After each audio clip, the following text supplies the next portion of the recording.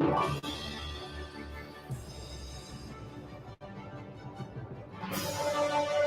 I am with Brendan Walsh at stall 1 on the backside of Keeneland. A lot of good horses have been in this stall, right? A lot of my good ones anyway, right now. I don't know about any else, but yeah, it tends to be. It's right next to my office, so I like the scenery. Well, the current occupant of stall 1 is 2 for 2, won the debut in emphatic fashion by 8 lengths, and then the Claiborne Breeders' Futurity, and we are talking about East Avenue for Godolphin, a homebred. Tell us about this colt. He is so exciting. He's a really nice horse. He came into us last spring, and from day one, he's never put a foot wrong or missed a beat, really. Think that he can still improve plenty, so it's very exciting to have him in our barn. Well, I will say this. I don't know, you can confirm or deny, but after that debut win, somebody had said that they heard you say that he might be one of the best horses you've ever trained. He's right up there with the very best that we've had, Ren. You know, we've been lucky enough, especially with Godolphin. We've had a few very good ones, Maxfield and Pretty Mischievous, to name a couple. But he looks now like he is right up there with them for sure. Well, I thought it was really humorous because you are so humble. After the race, I came up to you and you said, "Hey, he's a pretty nice horse, huh?" And I had to, of course, agree. I did talk to Michael Banahan of Godolphin as well, and he took a moment and he said, "Ren, he is the real thing." Yeah. No, he looks like he is. I mean, he was very impressive to just quicken at the 3/8 pole to finish up like he did. I mean, it's as good as a performance as you'll see. So hopefully, you know, we can move on from there. Well, let's talk a bit about the drama, because I was watching you all. I came up to get some footage of him and I saw that Tyler Gaffalione was off and I didn't know what had happened. And then I realized that there was an objection, which I thought was bizarre. I hadn't seen anything go on. He had been on the front. It was fine at the start. He had just won so well. Tyler obviously went over by the rail, but there was plenty of room for anybody to come up there if they were able to. Just the fact that it went on for so long, then, Ren, it became a little worrying. I was like, God, there's no way they can take this horse down. I mean, he was much the best. What was the feeling like when you heard "no change" come over the speaker? Actually, it was nice. It was what we expected. You know, Tyler didn't seem to think there was anything in there. They've got the best seat in the house, so it was just fantastic to have it all confirmed. I will say there was this beautiful moment in the midst of all of it while we were still waiting out what the steward's decision was going to be. You walked over to East Avenue and you just gave him some real loving pats of appreciation.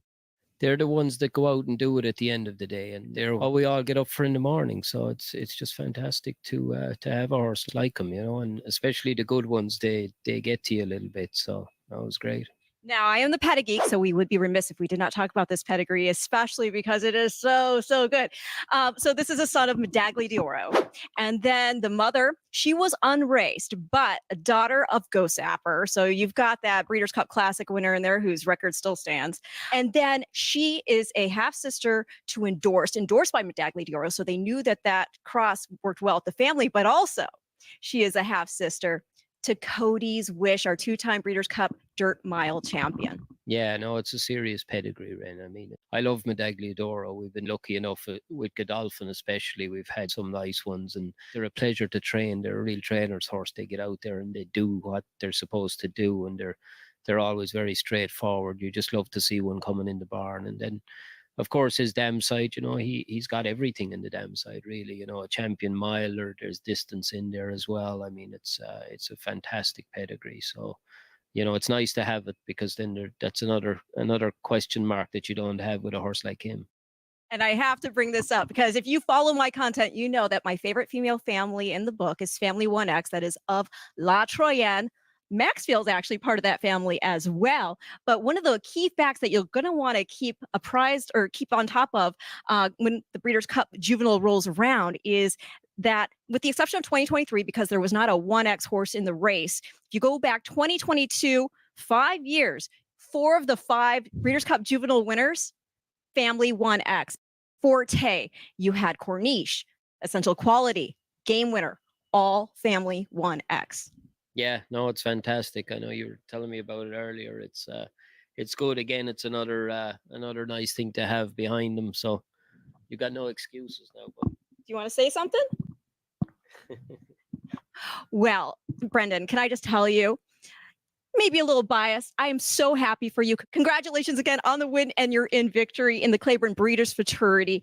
And we are going to be looking forward to seeing what East Avenue does in the FanDuel Breeders' Cup Juvenile. Thank you very much, Trent. Thank you as always.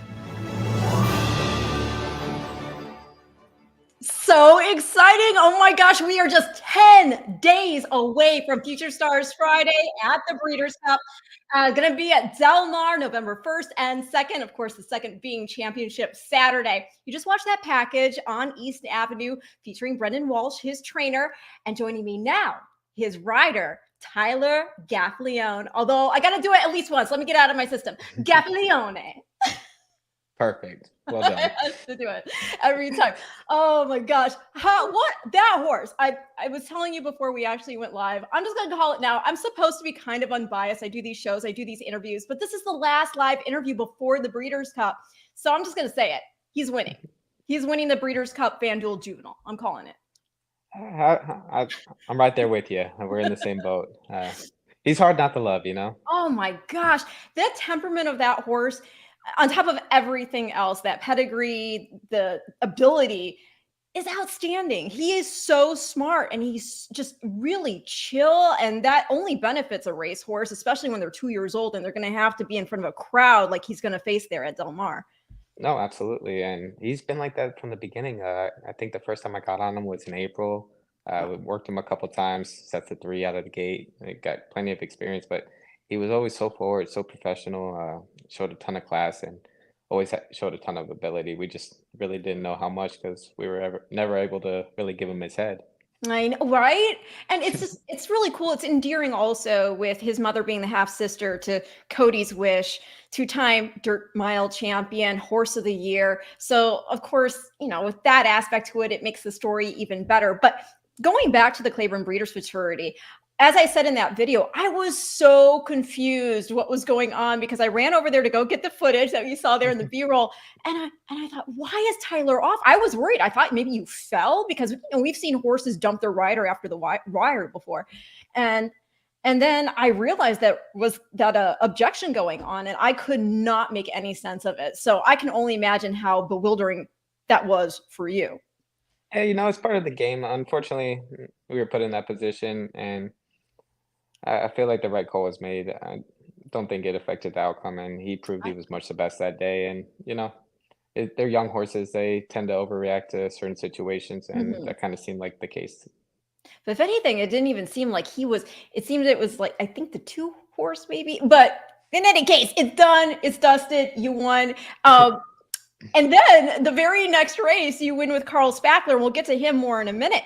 But yeah, tell us more about this horse, especially, I mean, with the fact, you know, with 2-year-old horses, you won the Breeders' Cup Juvenile Fillies with Wonder Wheel. And I believe that was your first Breeders' Cup win. And then you later won, with Caravel in the sprint, the turf sprint. Tell us, you know, what goes, is there a different dimension you have to bring to the table when you are riding a 2-year-old? I mean, you were just talking about how they can overreact. It's definitely something you have to keep in mind. Like you said, they're still learning. They're very lightly raced. They're immature still, trying to figure everything out, just like we are. But it takes a little bit for them. It's a slower process, and they don't get the races often. Usually, especially 2-year-olds, they run about once a month. So this is only going to be his 3rd start. It's all going to be new to him. He handled the crowd well at Keeneland that day and took it all in, but it was really never a concern with him. Like we said, he's always shown so much class. He's seen him in the barn. He loves the attention. He loves being around everything, and he's just a whole package, you know. Hopefully everything goes well and see what we can do. I mean, it's tough. I know there were some people who were a little bit, I would say, questioning what he would do in the Claiborne Breeders' Fraternity simply because the horses to come out of the debut weren't necessarily superstars. But he won. He crushed them by, I think, like 8 lengths. And here, I mean, this is a really nice field. Ferocious is a very nice horse. And he had run second to Chancellor McPatrick, who then went on to win the Champagne Stakes. And you guys will be facing Chancellor along with, you know, some of these other horses in the juvenile again. But, you know, when I was talking to Brendan, and it wasn't in that video, but we were just chatting it up in front of the stall after the fact, asking about the different dimensions that this horse might have. And he had told me you didn't even really have to ask him here in the Claiborne Breeders' Fraternity, and that he has been worked rating, and that he actually kind of digs the having to go after another horse. Actually, I think it was 2 weeks before he ran into Breeders' Futurity. I went out there and worked him. I think we went a half mile that day, but we set him off like 6 or 7 lengths behind two other horses in front of him and let him get the kickback, and Yeah. he loved it. He wanted Yeah. to run into it. He was dragging me around there. I Love it. did everything I could to keep him from running away from those horses, but Yeah. he's a true competitor. It seems like nothing really phases him. The other day he just broke so sharply. Obviously, don't get in his way. A big horse like that, let him get into his stride. But uh, I'm not too concerned with anything. I feel like he'll be able Yeah. to handle whatever we throw at him. Well, and that's the thing, because when you are coming in lightly raced like this, people would like to poke holes in the lack of form. But from hearing what you're saying now, what Brendan has said about how he is in the mornings, it sounds like he's a horse that has a different style, potentially, if necessary, that he can employ. And if he can get the lead, great, right? I mean, isn't that really how it all shakes out? For you guys can plan and plan, but it all comes down to that break. Exactly, especially with these 2-year-olds, a lot can happen. Like we said, the inexperience seems to show sometimes. So Oh gosh, for sure. But let's talk about, because so you ride that race, you win. You get that ticket punch, the FanDuel Juvenile, and then the very next race, you get to go out there riding a confident high, right? Because I mean, do you guys feel that when you win that big race, or almost is it definitely. just, huh? You feed off that energy, it Yeah. it builds all day. You wait for those races, and when you have success in them, you're on cloud nine. Ride the Well, high. well, I would say when you left Keelan that day, I mean, these are back-to-back Grade 1 wins. So Carl, a horse I would think is kind of near and dear to you, right? I mean, it's E5 Racing, it's father-in-law. Yeah, he's a special horse. Not only the family aspect, but I Yeah. mean, he's such a cool horse Yeah, himself. he is. He The way he really is. levels off, his whole demeanor, everything about him, he's a lot of fun to be around. He's got a great temperament. Not so Yeah. much in the stalls. Oh, Don't walk does by he have him. attitude? Yeah, but he gets a lot better out on the track. Oh my gosh. Well, I have the video of the turf mile here at Keeneland, so I'll go ahead and share the screen. And also, for those who don't know, he's named for Carl Spackler in the movie Caddyshack. A classic. Like, oh, yes, absolutely. So there he is on the outside. And I mean, you've got this long relationship with this horse. I mean, picking up back in August of 2023 in the Hall of Fame. Yeah, I was supposed to ride this horse from the beginning of his career. The first time he ran, I think I had to go to Dubai that trip, and then when he Oh, ran back the second time, I was in Oakland for the Arkansas Derby.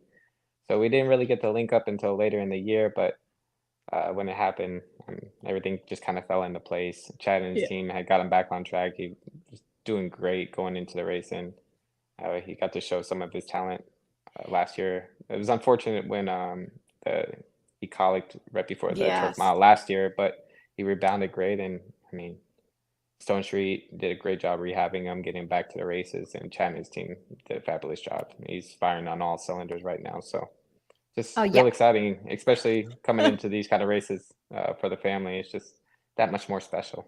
I know. And so he's won his last three: the Kelso, the Four-Star Dave, and now the Coolmore Turf Mile here. And this looked super easy. It really was, and it just I kind of took him out of his game this day. There wasn't a lot of speed on form. I Yeah. thought Talk of the Nation would be the speed, like he had done in his previous races. But when we broke, I let my horse run out there, and I peeked over, and Johnny had taken a pretty good hold of his horse, and I didn't really want to slow mine down too much more. He was in a good rhythm, so I just kind of kept my hands down, and we found ourselves in front. And he wasn't too comfortable around the first turn. He was kind of looking at the inside, but it was all new for him. But as soon as we got down the backside, he let himself down, and got into a great rhythm, and I knew it was all over from there.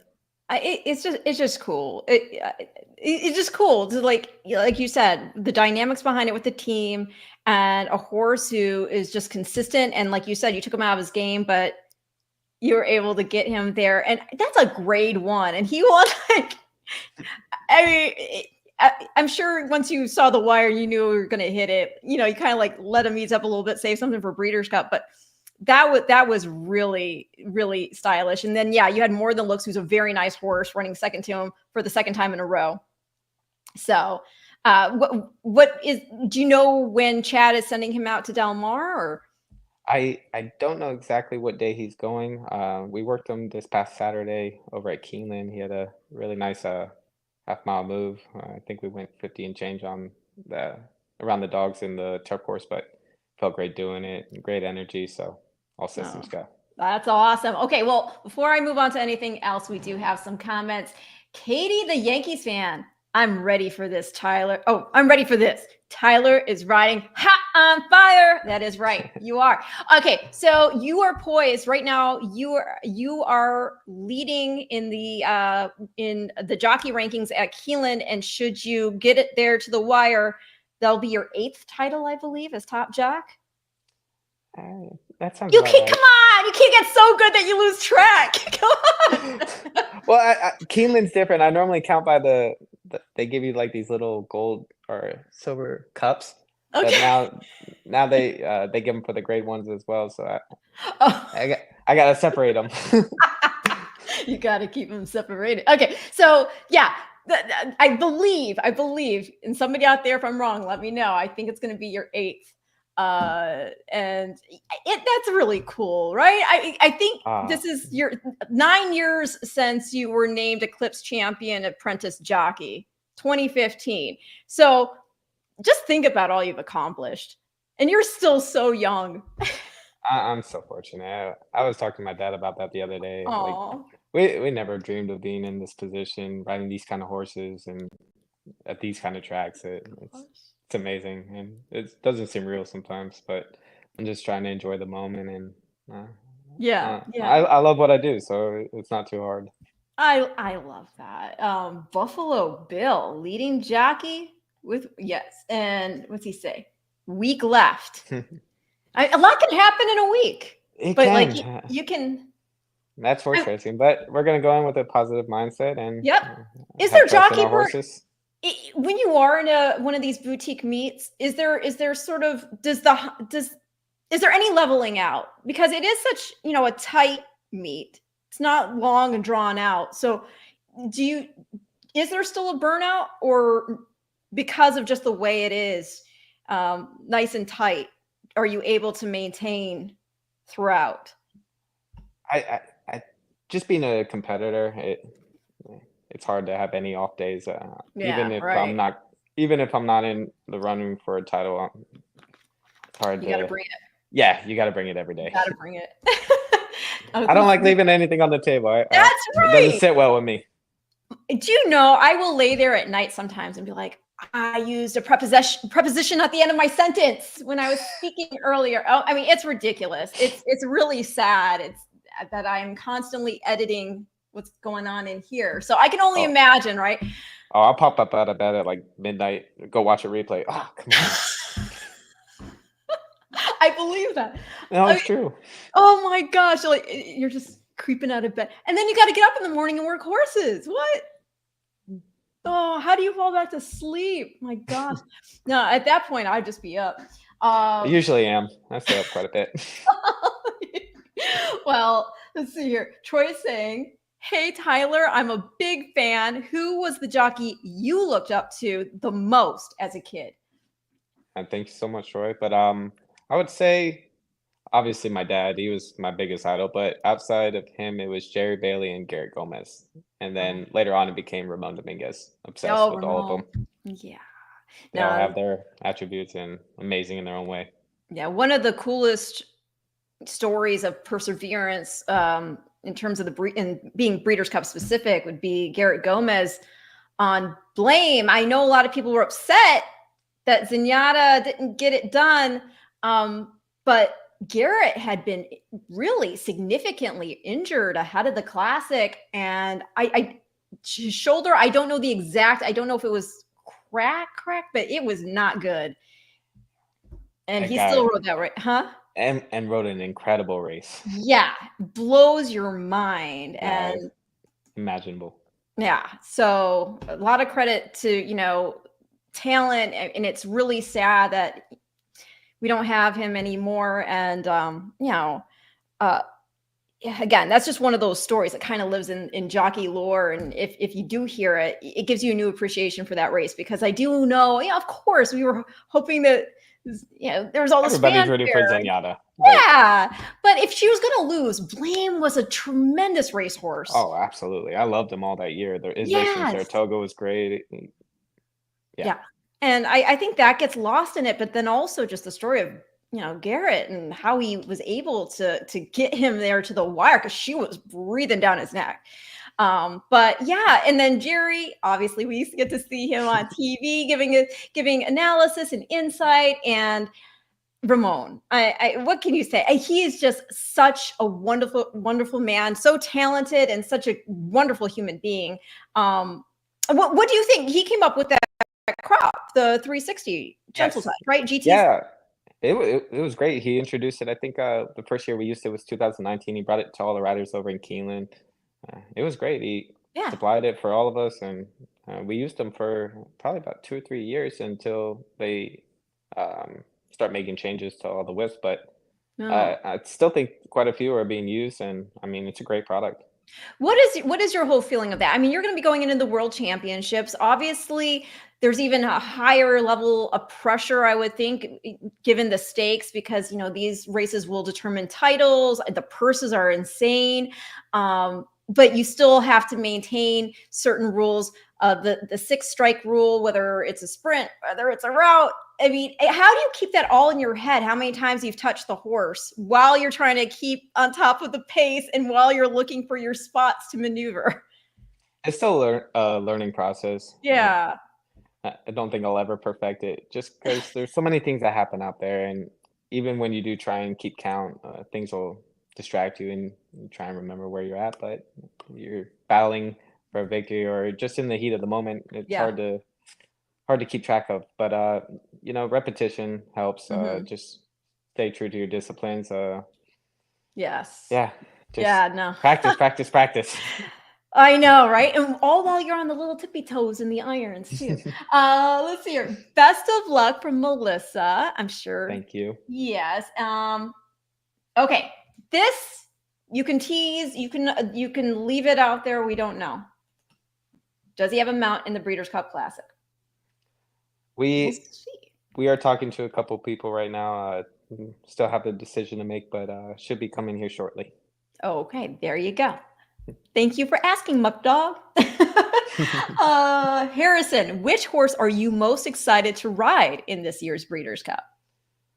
Honestly, it's a really exciting year. It's hard to pick just one. I'm really excited about East Avenue, obviously. Carl Spackler, Society. It's Yeah. an exciting year. Yeah, for sure. And actually, since you just mentioned Society, why don't we take a look at her? She's going to be going in the filly and mare sprint. Now, just take in mind, y'all, because we have different distances for different sprints, right? So the juvenile turf sprint and the turf sprint are 5 furlongs. The dirt sprint is 6, and the filly and mare sprint is 7. Write it down. Yeah, exactly. Jot that down. Okay, so here she is winning the Ballerina Stakes. And let me go ahead and pull that up. Society. And I remember Matt really dug her this day. Let's see here. So, Society, I'm going to pull up my notes on her. You've been on her, basically going back to June of last year. Yes. And she's just always a game trier. She really is. I rode her pretty early in her 3-year-old year. We stretched her out a couple of times. I think I won a stake on her at Churchill. And she'd always showed so much class, but I think it was her 4-year-old year she started cutting back, and I got on her after she had run at Keeneland. Oh, that's right. Yeah, you did ride her early on. I'm sorry, I missed that. Yes. But And she showed a whole new dimension sprinting. She had so much natural speed. I was Yes. able to just kind of leave her alone and let her do her own thing, and she just seemed to blossom like most of Steve's horses do with age. She Yeah, just yeah. kept getting bigger, stronger, more confident in herself as the year went on. Really, actually, it was her 3-year-old year, but yeah, she she ran some big races at Charlestown. Yeah, She Charlestown Oaks winner. she's One been consistent from yes. time I can remember, but just a lovely filly to be around. I loved her last race in the ballerina because she showed a new dimension that day. There was quite a bit of speed to her outside. She didn't break the strongest, but she was able to relax just off the I think it was Pletcher's filly that day. And when I called on her coming into stretch, she really turned it on and Yeah. gives me a ton of confidence moving forward now. And I would think, you know, I know she hasn't run now since that race, which was back in August, but she runs really well fresh. That race itself was off, about a month layoff. But yeah, she put up 102 buyer She for that did. run. And that was kind of Steve's plan all along this year. He only wanted to get 3 or 4 races into her and have her peaking at the right time, being Breeders' Cup. Uh, Hmm. and everything's just kind of fallen into place. She worked what was it on Saturday? Supposedly she had a great workout. Steve was thrilled with it. She's leaving this week with Scott to go head out there, so we're all Nice. very excited. And she's a Peter Blum homebred, so that's really cool too. I mean, I Yes. especially love with the Breeders' Cup when it's actually the breeder who's campaigning the horse. Oh, it's always that much more special. Right? And this filly in particular, or mare, I should say, excuse me, she's 5. But it is cool what you said about how, when she cut back and she showed this just different dimension to herself, because you would think looking at the pedigree, I mean, she's by gun runner, she's out of a Tappet mare, you would think that's like 2 turns all day. And she had won the cotillion going 2 turns Right. pretty impressively. So Yeah. So the fact that she can shorten up like that is and is show that much really, speed, it was yeah. just shows how much talent she actually has. No, she's awesome. And she did run in the Breeders' Cup filly and mare sprint last year, finished 4th. That was Goodnight Olive, Ugiri, and 3 Witches in front of her. So Yes. how did that? She didn't have the best of starts though, right? And there were some traffic issues. No, that was the thing last year. Normally she fires out of there, but she Yeah. didn't get away the cleanest. We wound up working out a pretty decent trip, but she had to work a lot harder to get to the position that we were in, and I think it took away from our finish that day. Yeah, I always find it remarkable. And you guys, I mean, we can talk about a race that happened a year or 2 years ago. Sometimes in some cases, you'll talk to somebody and it's a race that happened like 10 years ago, 20. And you Oh talk yeah, to these older guys and they remember the details of the whole thing. Like, like I said, it keeps you up at night. I know. I know. I know. Like, I mean, the one I always bring up because I was just so impressed was talking to, I mean, granted, it was a huge race, but talking to Angel Cordero about the Jockey Club Gold Cup and with Exceller and Oh, Seattle Slew, and how I didn't know. He told me because I did not realize this. I already thought there was enough that had happened in the course of that race to be super impressive that Slew did what he did, even though it was a defeat. But I didn't realize that Angel had also lost the iron, and so that just made it a whole new story for me. And I was even like, it's hard to have been more impressed, but I was. I completely get it. I guess. What's the coolest story one of the old timers have ever shared with you that just stuck with you? Like, wow, that's insane. Uh, Actually, it's a Cordero story, but it was told to me by Robbie Medina. He was an assistant for Shug McGahee for a long time, and it was about Groovy. Ooh, okay, yeah, super fast, groovy.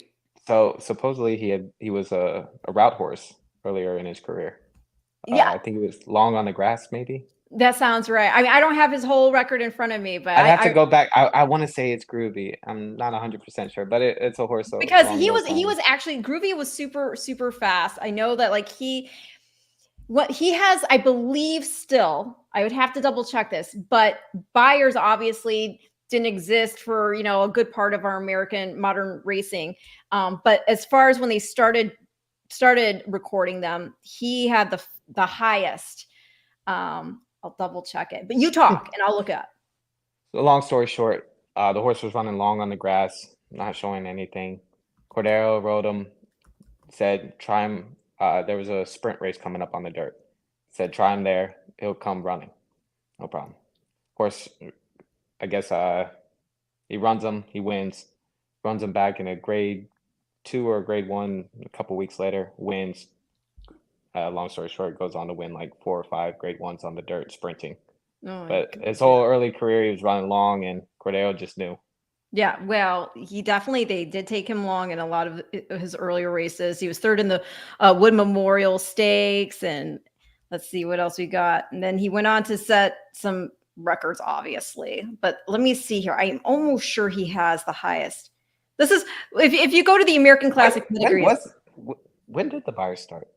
You know what? Let me see. Buyer figures. I can tell you. Hold on. Buyer figures. Let's see. They were designed in the early 70s, but they weren't yet out. But they did go back and see what certain ones would be. And I believe Secretariats is the highest. I think. To me, he's the greatest horse of all time. But let me see here. I actually watched a cool documentary on him the other day. Gave me a whole new appreciation for him. Did you? What documentary was this? Tell me. It was on YouTube. It was one of those E60s. Oh, was it the one where I love that one? If it's the, oh gosh, they have the commentary and he's talking about how when Secretariat won, it was sort of like you had that ticket, like you were there, you watched it. Yes, the people said they didn't catch it. It had Penny in it. Yes, Lucian Lauren, so everybody. good. It was awesome. It's so good. That horse to me, I like, no joke, because I was not born when he was alive. So you hear all these stories, and to me, he was the measure by which all horses would be judged. And I sort of envisioned him almost as this equine superhero. And so for me, like, it's locked down. That is the greatest horse of all time. Nobody will tell me any differently. And I just also love, what horse has been on the cover of Time magazine? Right? It's like, and he was, the way that they kind of framed the whole story too is, here was this beautiful chestnut horse, and he had this, the white socks and the blaze, and the silks were these, blue and white checkers. So it's the red, white, and blue. And he was America's horse, right? I just loved it. But yeah, let's see, the actual year. I'm trying to find the year for sure that they started. Obviously, it's Andy Beyer. I have the book right here, actually. Do you guys read?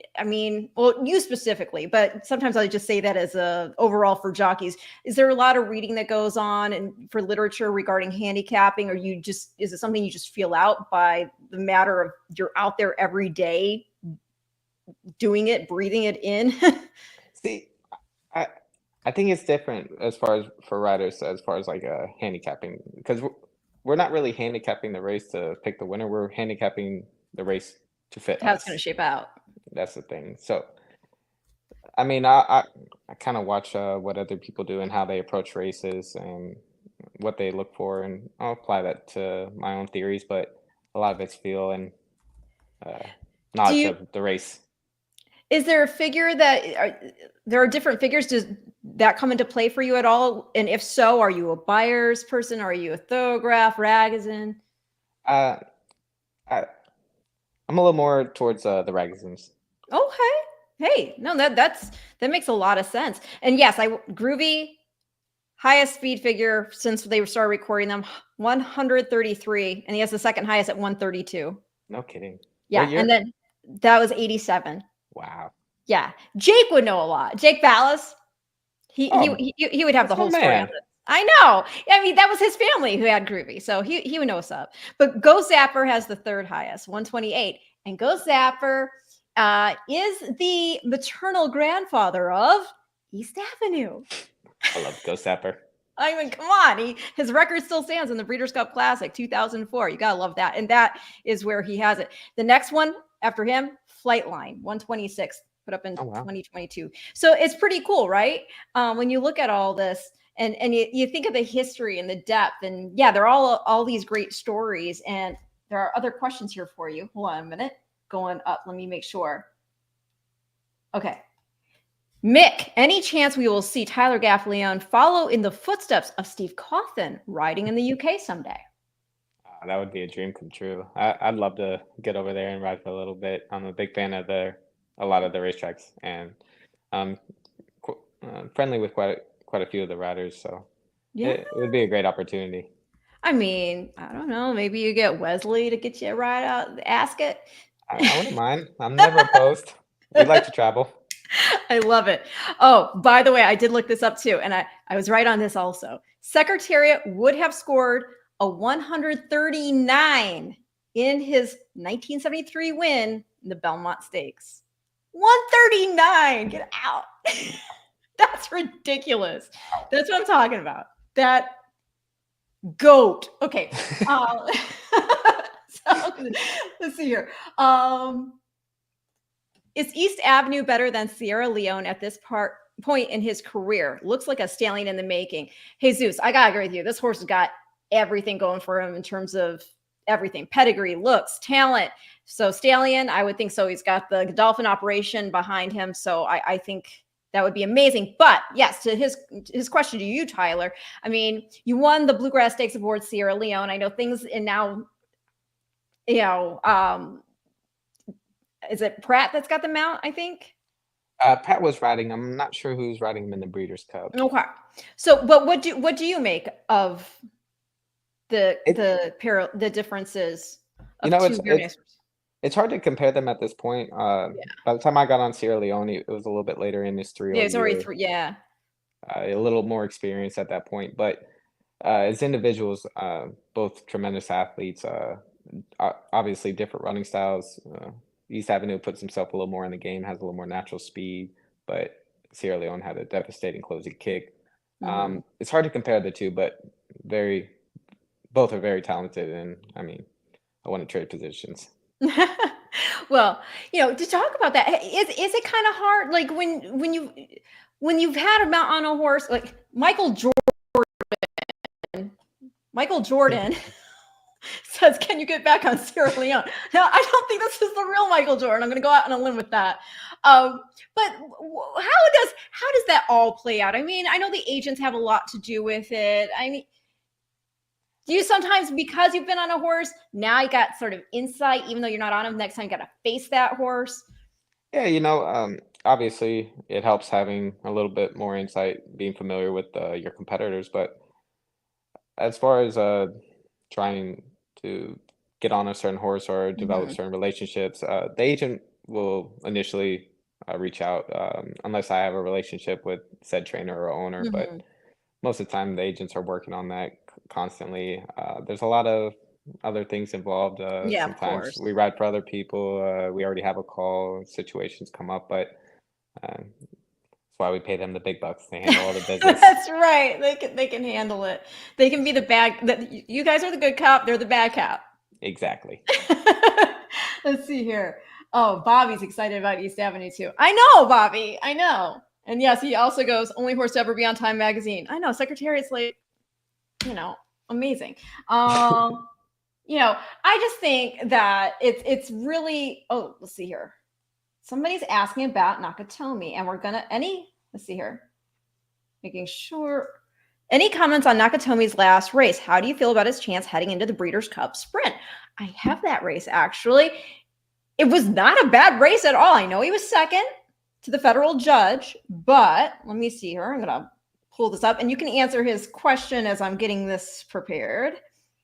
So Nakatomi's last race I thought was really good.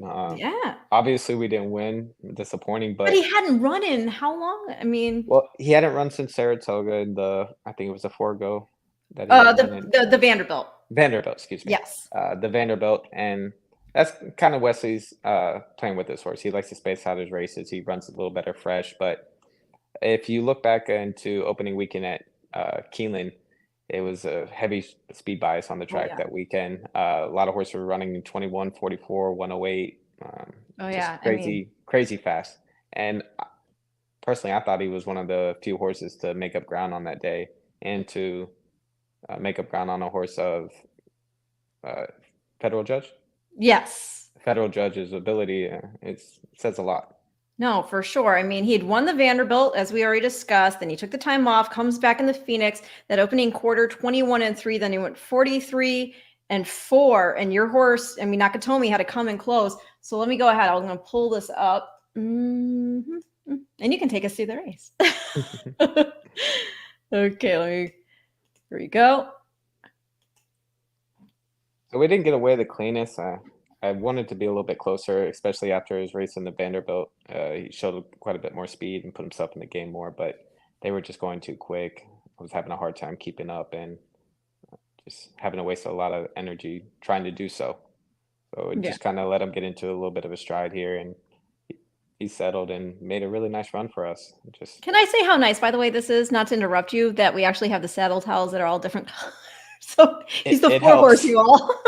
It definitely helps. Oh my gosh, I know. Okay, anyway, I'm sorry. Go ahead. I use the saddle towels myself. Sometimes you see what number. I know. Like, wait a second. Oh my gosh. But yeah, as you're saying, so here you go. So right now, it's starting to get him running into the stretch. He cut the corner, hit the split really nice. Right here, I had to make a decision inside outside. It looked like the horse in front was drifting out a little bit, so decided to go in. And he finished up well for me. Like I said, he was the only horse that really made up any ground this weekend, and he ran to the wire. And I'm excited. I think there's going to be plenty of speed in the sprint. You got the horses from out in California. You have all the speed from the East Coast. They should be going pretty quick, and we're going to come running. Right on. I love that. I mean, what do you think of Del Mar? It's a shorter. Well, I mean, compared to Keeneland, it's about the same type of stretch, or in terms of just length, or what? Keeneland's a little bit longer. Del Mar's a bit. Del Mar's similar, I would say, to Gulfstream. It's about 3/16 of a mile. It's a good stretch, but definitely have to be a little bit more in the game.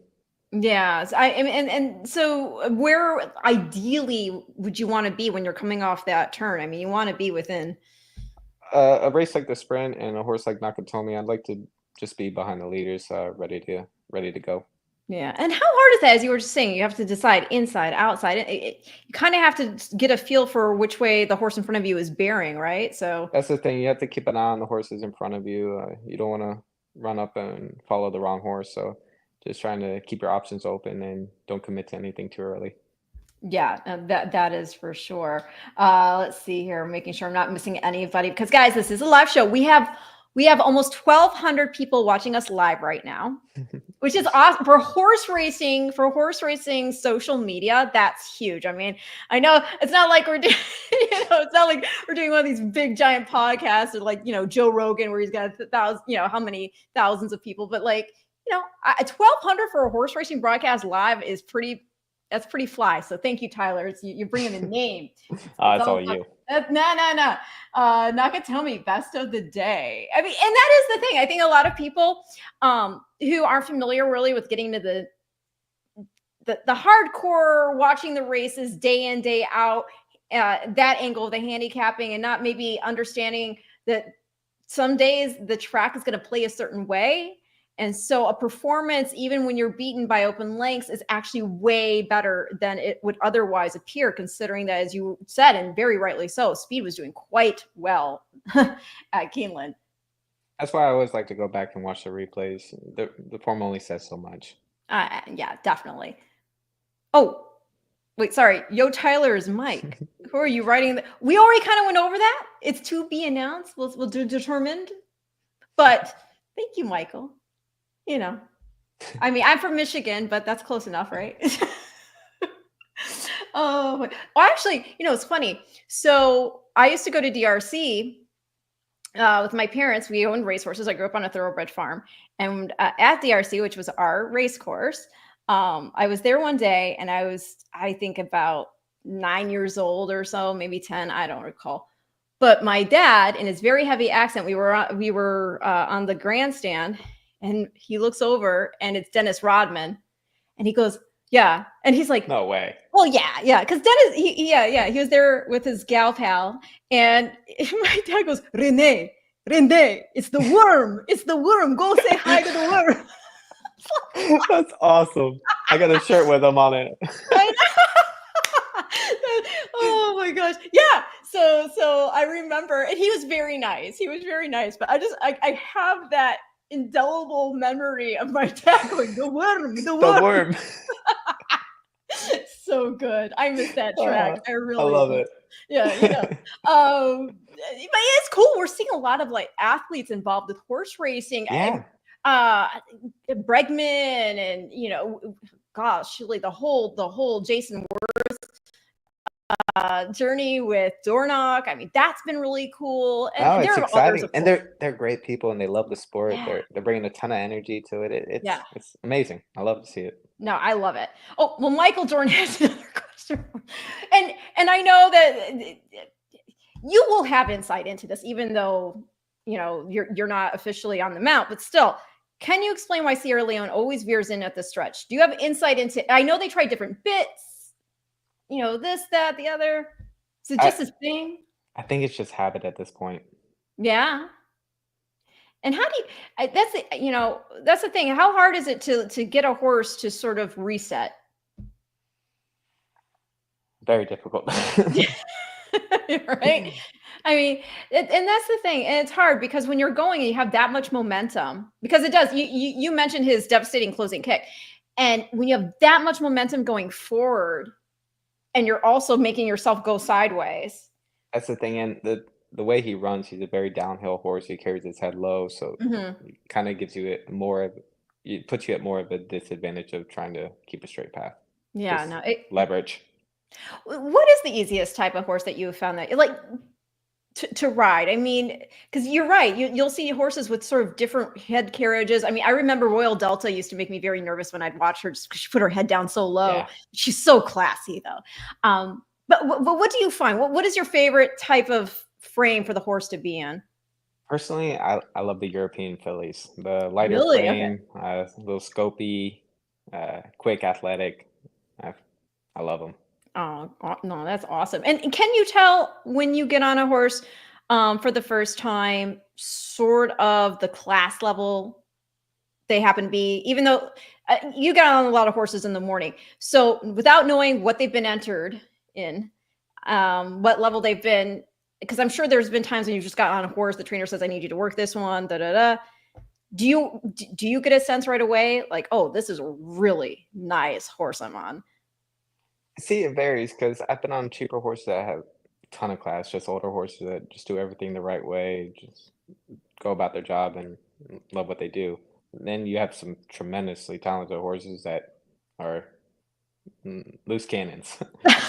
So it's kind of all over the Yeah. board. It seems like it just depends on the individual. Yeah, But the yeah. really And good ones, there's something special about them. did you know Different that right aura. away with East Avenue? I'm gonna I keep pushing that did. one. I swear, the one thing we all kept saying from the beginning is he's just different. We Yeah, didn't really know the words to describe him or his ability. He's just different. I know. And not to put the pressure on anybody, part of the team, but again, as I said in that package, Michael Banahan, he did make a point to say he is the real thing, and that gave me chills when he said it. So No, it was great too because after the race, I think he even quoted it in one of the interviews. But uh, he came up to me and we had talked about it that morning, and obviously leading up to it, I was excited about finally letting him run. And after the race, he's like, "What do you think?" And I was like, "We got to show the world what he's capable of." yeah, that's awesome. I really and truly am so excited about this colt. And yeah, Bobby, yes, I told you, Ren, I love East Avenue from day one. That horse is the real deal. Absolutely, I agree. I was. The fact that also just put the cherry on the top for me though was that whole 1X thing. I was like, okay, That's just it. that's Sealed it. it. I'm done. I don't need to see any That's the more. mic drop. Mic drop it.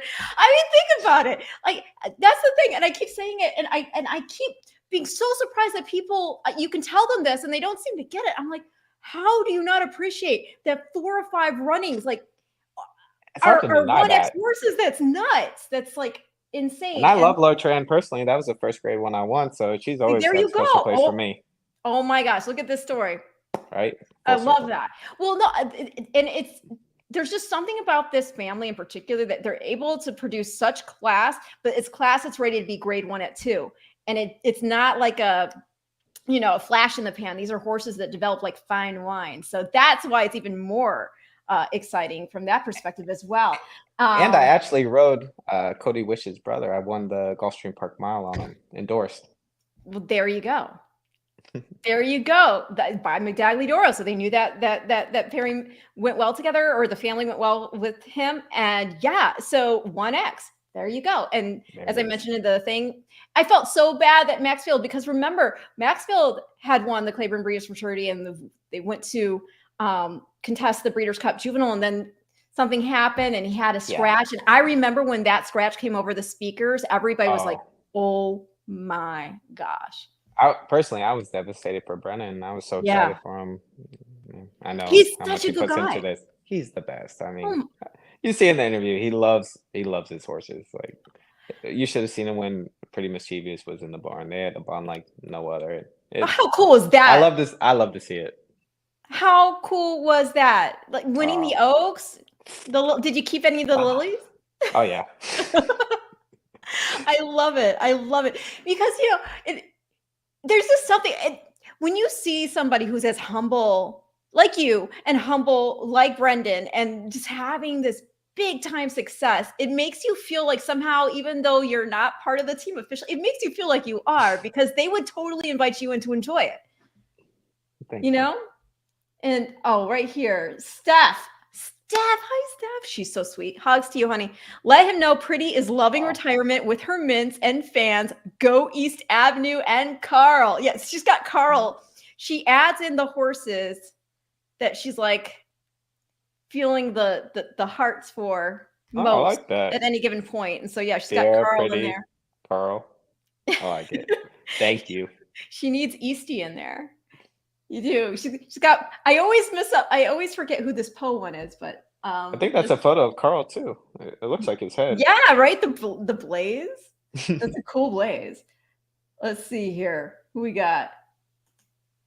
Tyler is the most well-rounded jockey of his generation. What a real gentleman.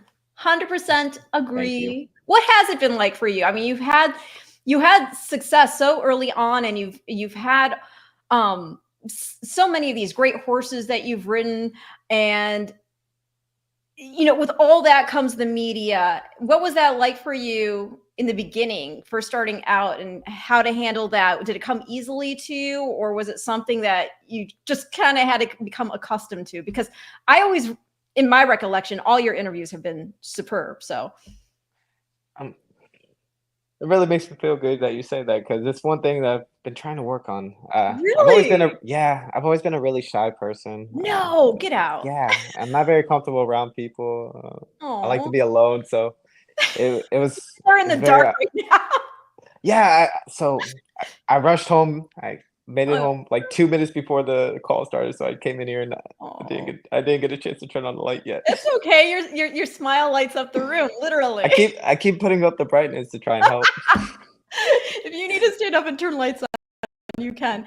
I'll turn But it on real quick. One second. cool. So Tyler's gonna turn on the lights, and I love it. Oh, there we are. Okay, sorry. But you're literally though, your smile was lighting up the room. But yeah, I mean, gosh, you've been in some of these big events. I mean, talking about War of Will and the Preakness, right? And that was such a cool run. And what happened? And you almost went down in the Derby, and that had to be sort of a media crush there. I'm sure there were a lot of people coming to you, and the whole controversy with the disqualification that happened with maximum security and everything. That had to, be kind of heavy, right? It was early in my career. It was my first time being on the national stage, and after all the drama in the Derby, we received a lot of heat afterwards and a Yes. lot of negative comments. But I had great support from my family, my agent, all, honestly, a lot of the people in the racing industry. So Mhm. uh, just kind of try to block everything out and focus on the upcoming race, which was the Preakness, and my Mhm. horse. He bailed us out and made us look good. No, Will is wow, is awesome. I've visited him not too long ago at Claiborne, and he's just so cool. I gotta go see him. Oh, you do, and he that was one of those horses that was such a fan favorite. Also, I mean, the athleticism he had to have to not go down in the Derby was just so impressive, and especially with that had to be scary, the teetering, because this 20 horse field. Actually, I'll be honest, on the backside was probably my most scary moment. Really? I couldn't get him to relax. Oh no. He was getting so strong down the backside, and there was a little crack up the inside. Louis was just off the fence enough, and he would not listen to me at all. He wanted to run through there. No. Oh, that would be so scary. Especially that early in the race. It was just don't want to make a mistake. No, of course not. Oh my gosh. That's the other thing. You guys are so brave. You guys have, I don't know. Do you know how many times you've fallen, or do you just stop Not keeping an track? exact number. Yeah. It came up today. I think the last year I've had like 8 falls, but Oh my it was gosh. just because of we had to get numbers together for ISA. Do they go over that with you all about like the best way to fall? No. No. Uh, There's no good way to fall. you just Oh, learn. no, Tuck and roll. I mean, I cannot. This interview is about you, but I will say from my own perspective, I used to say if you've never fallen off a horse, you've never really ridden a horse. Yeah. And I've fallen my fair share, and there's really no good way to fall off. You just want to try to, like, when you do hit the ground, at least try to roll away so you don't get trampled. Yes. That's the only That's the advice I idea. have. That's the only advice I have.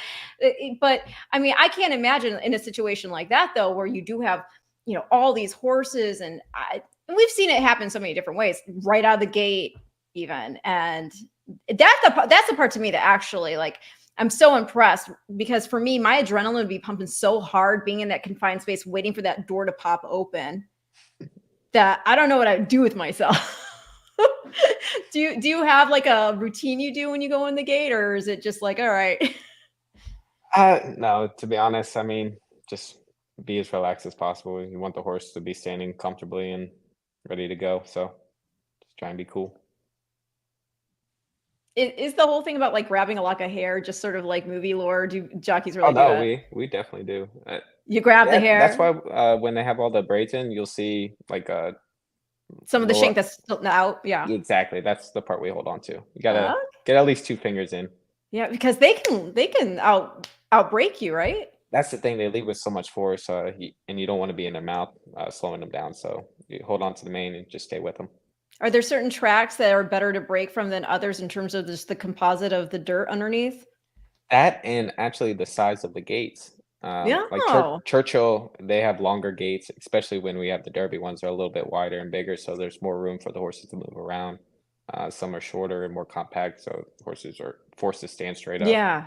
They put pads in some of them, so there's different ways. And obviously, the ground, some tracks are looser, sand base, clay base, all of that kind of comes into play. But the main thing is just try and have them standing ready to go. Oh my gosh. And what is it like? Sorry, now I'm getting technical. So from like turf or synthetic, because they say that the slide with the synthetic is just a totally different thing. Yes. Because yeah. Personally, I haven't really figured out the synthetic yet.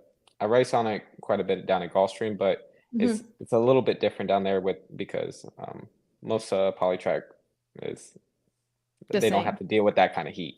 Oh, So right. Gulfstream it just plays a little bit different. Interesting. Because yeah, you would think heat could potentially make things expand or retract and whatnot. And then I would think with turf, they can really get a good foothold in before they push off, right? Yes, Yeah. So depending on the turf, of course. But yeah, yes. right. Tampa Bay Downs has a beautiful turf course. So if anybody wants to run I their love horses Tampa. there, I know. Yes. Yes. Oh my gosh. Tampa, I love it. It's a great turf course. The main track is fair. That was fun when you were there and you won the Tampa Yeah. Bay Derby domestic product. That was awesome. That That was was it. awesome. It was always one of those races I always wanted to win because my dad won it. So now Oh I my matched God. him. That's right. Okay, so you got you get a trophy for that? Uh,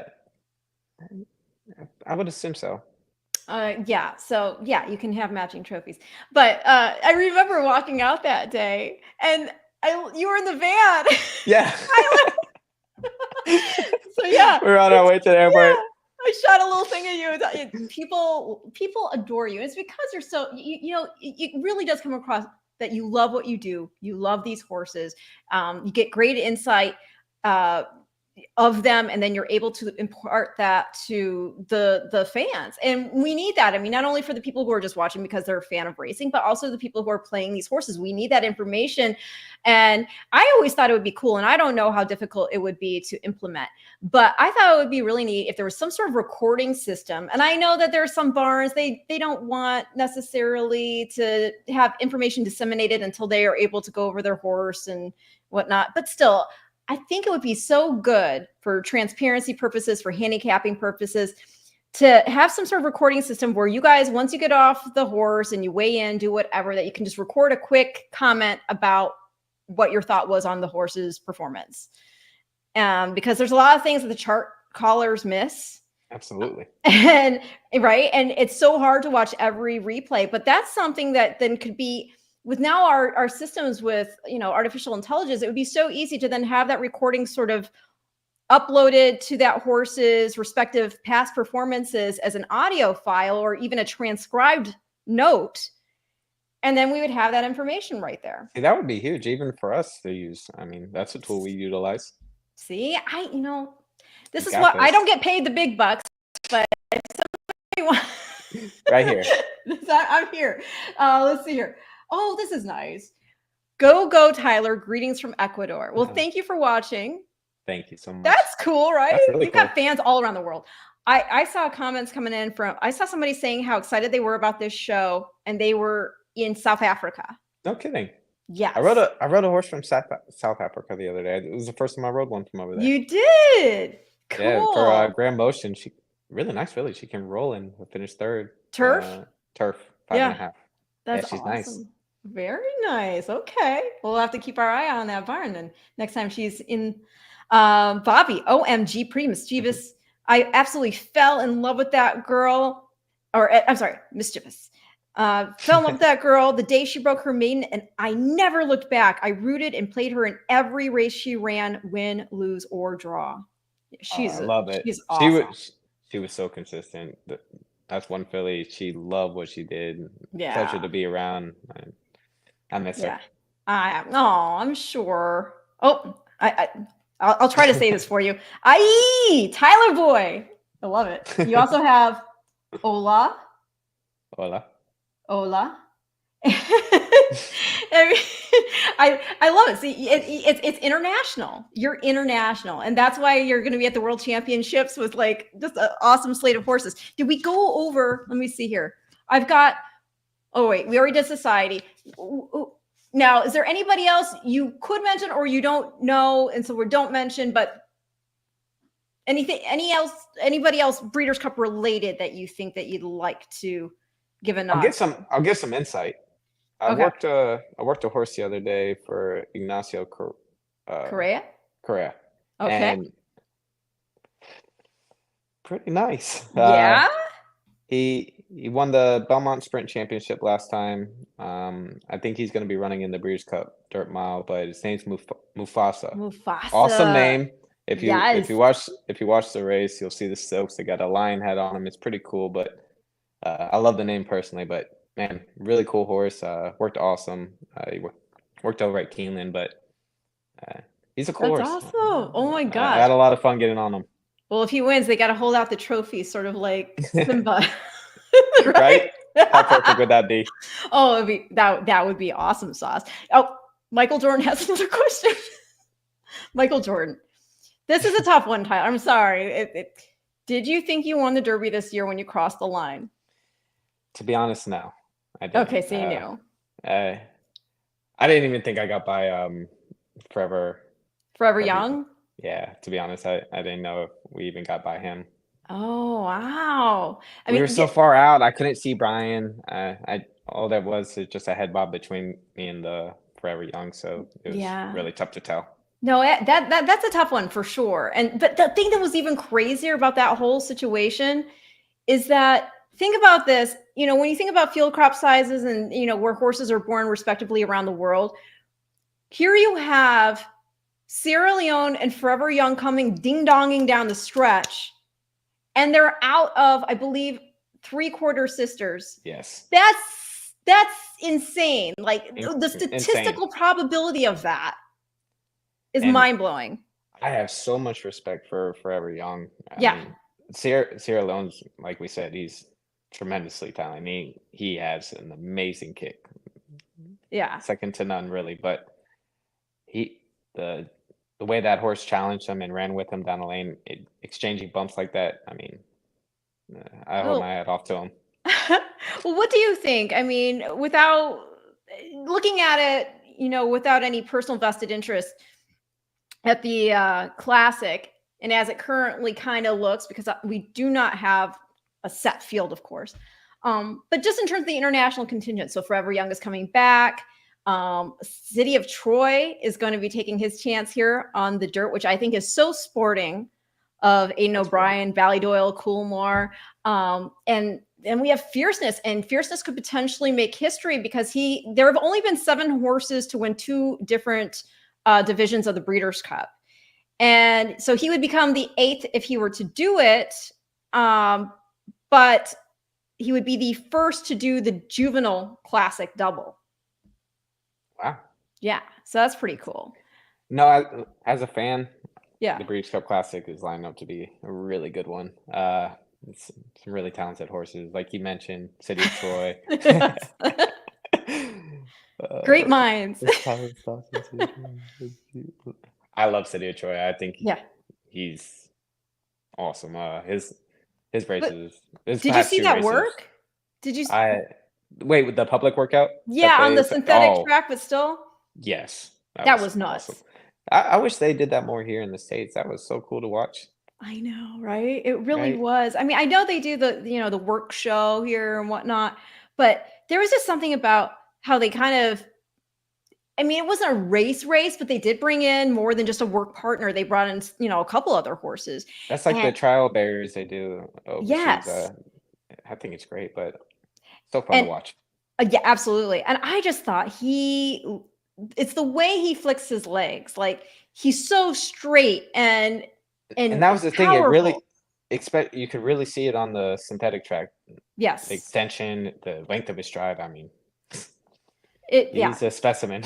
I know. And Stevens, Hall of Famer, he said after the fact that he is a machine. And that's high praise. I mean, come on, right? And now coming from you too, you see it. And I know a lot of people are like, oh, well, he's out of a Galileo mare, and they get all hung up on the Galileo aspect of it and horses not coming through on the dirt. But my argument would be like, okay, well, he's also by Triple Crown champion and Justify. And then to the point about Galileo, though, there have been some horses that have been out of Galileo mares have done all right on dirt. Leslie's Rose is a filly out of a Galileo mare. And not only that, but like, how many horses who are out of Galileo mares have even tried grade 1 level on dirt? That's the thing. I mean, the sample's probably pretty small. Yeah, I would think so. City of Troy is an absolute monster. I'm City of Troy and Forever Young and Sierra Leone right now. That's a good little trio there. That's a good trio. That right now, my lock of the Breeders' Cup, everybody, is East Avenue. I'm putting so much pressure on you, Tyler. No, it's fun. It's all in good. It is in good fun, but I am also serious. So, believe me, I have all the confidence in the world. Good, because here's the thing: it's not only the talent we saw on display there, and and then of course it's endearing that he has that amazing temperament for sure, but it's also because I want my stat to continue with the 1X. I got to keep this going. I have to keep the legend going. I mean, there wasn't a 1X last year, so I can't even. So at least it's not tarnished, right? Yeah. But like, I need it. We got you. Yeah, thank you. Because people don't get it. They don't understand. It's not. There's not like this, dearth of 1X horses who are in all these races, so they had all these chances to win it. No, it's a statistical mind blower. That's what that is. Taking it more recently now to make it back about you specifically, and not my obsession with one female family.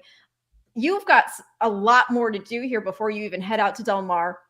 You've got a whole slate of races tomorrow, which I'm sorry that I still have you on here. I hope Oh no. you've eaten or at least will be able to. And maybe you'll sleep so well that you won't wake up in the middle of the night to go watch a replay here because I've already tired you out. Oh, wait. Last comment. That was an amazing ride on Sierra in the Derby, Tyler. It was. And practice on East Avenue because his half-sister is coming. She's incredible. Dance card authentic 24. Oh, And come visit Pretty.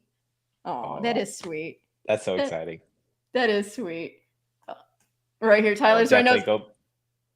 Well, Bobby, if you listen to the package, I'm actually kind of referencing you, my friend, because I say in there, I said, somebody told me that they heard you say that this might be one of the best horses you've ever trained. I was talking about you, Bobby. Yes. Oh, she said, sorry, dance music. Yes. But yeah, you have a bunch of races tomorrow. Dirt, turf. Then, obviously you've got a nice slate of horses booked for the 24th, but going on to the stakes race scene, more specifically graded stakes. You're on Opera Monday for Brendan in the Valley View. And I think this horse is very interesting. She's going to be making her North American debut here. Last ran at Deauville, and she'd been running against males. So this will be the first time I'm on this filly, but I've heard pretty good things. She came over along with another filly, Manushka, who ran last week, and I think it was last week, maybe the week before, but had a really impressive stateside debut for Brennan. Yeah. And supposedly this filly's been working heads up with her, so we're Nice. excited. Yeah, I mean, she was beaten just a length and 3/4 against the boys, last out on soft ground. And obviously, if they're going to bring a horse over, they generally bring on the horses that they think are going to like our type of turf racing. And again, a lot of these races she's beaten boys before. That was on synthetic, but yeah, she gets herself right in there. Her only big defeats were, the French 1000 Guineas Group 1, yeah. and the Prix Paul de Moussac, which is a Group 3 against the boys. And the one thing I always find that's interesting too, though. So she's been on straight. She's gone right-handed for the majority of her starts. She does have a left-handed start, however. That's one of those things. Like, how do you find that a horse might favor when they're coming over for the first time? I don't know how many opportunities you've been on horses that have just come straight over from Europe and have only been running one way, or at least for the majority of their career running one way. Do you find that it takes a little while before they strengthen out the other side? Yes and no. It really just depends. Like you said, I've been on horses that have come over and they spent months here before they ran, and they were able to get accustomed and build the strength to run our courses. But I've also had situations where I've rode horses just ship in, went through quarantine run, didn't really have the experience of going left-handed, and they do seem to struggle, whether it's just lacking muscle on that side or just being confused and lost. But, Well, that's the thing. I mean, in this case, it wouldn't bother me because it looks like, she's probably been here for a while, right? Her last race was back in July. But yeah, as you're talking about, that's something as a handicapper that I've done plays against when you see a horse who's just fresh over. They've only been running right-handed. And if they're a short price, I kind of toss them then because I'm like, okay, there might be a vulnerability there. Yeah, exactly. We'll see how strong you are on that left-hand turn. But no, she's beautifully bred too by Kingman out of Galileo Mare. And again, Brendan is just, he's having such a great meet too, on top of everything else. So that is on, again, sorry here, everybody. I'm like the 25th, Friday the 25th. That's a mile turf race. It is the Valley View Stakes Grade 2. And you got the rail. That's the other thing. Like, is there ever a time where you're like, yes, I've got the rail? Because if you got like a speed horse and you can just jet out there, or is the rail always a little bit of a apprehension? Personally, I've never had any issues with drawing the one hole. Actually, I prefer it. Don't have to worry about saving ground, especially on the turf. Yeah. I mean, and also you can't get cream between horses. Exactly. It's like, Inside, outside, you don't have to worry about getting sandwiched. oh gosh. Well, I know on the outside you kind of have to sometimes worry because horses like to fill space. So if they come out and they want to go to the Go outside right. rail, Yeah. oh, right. So yeah, Yeah. you got to kind of have that rein ready and The thing with the lead. Europeans too, it seems like unless they have a ton of gate experience, they're not used to standing in the gates with a handler. So Right. they tend to not break the quickest first time here. And some of them don't like the ponies either, right? Yes. Yeah. So I mean, how do you not like a pony? I know, it's your buddy.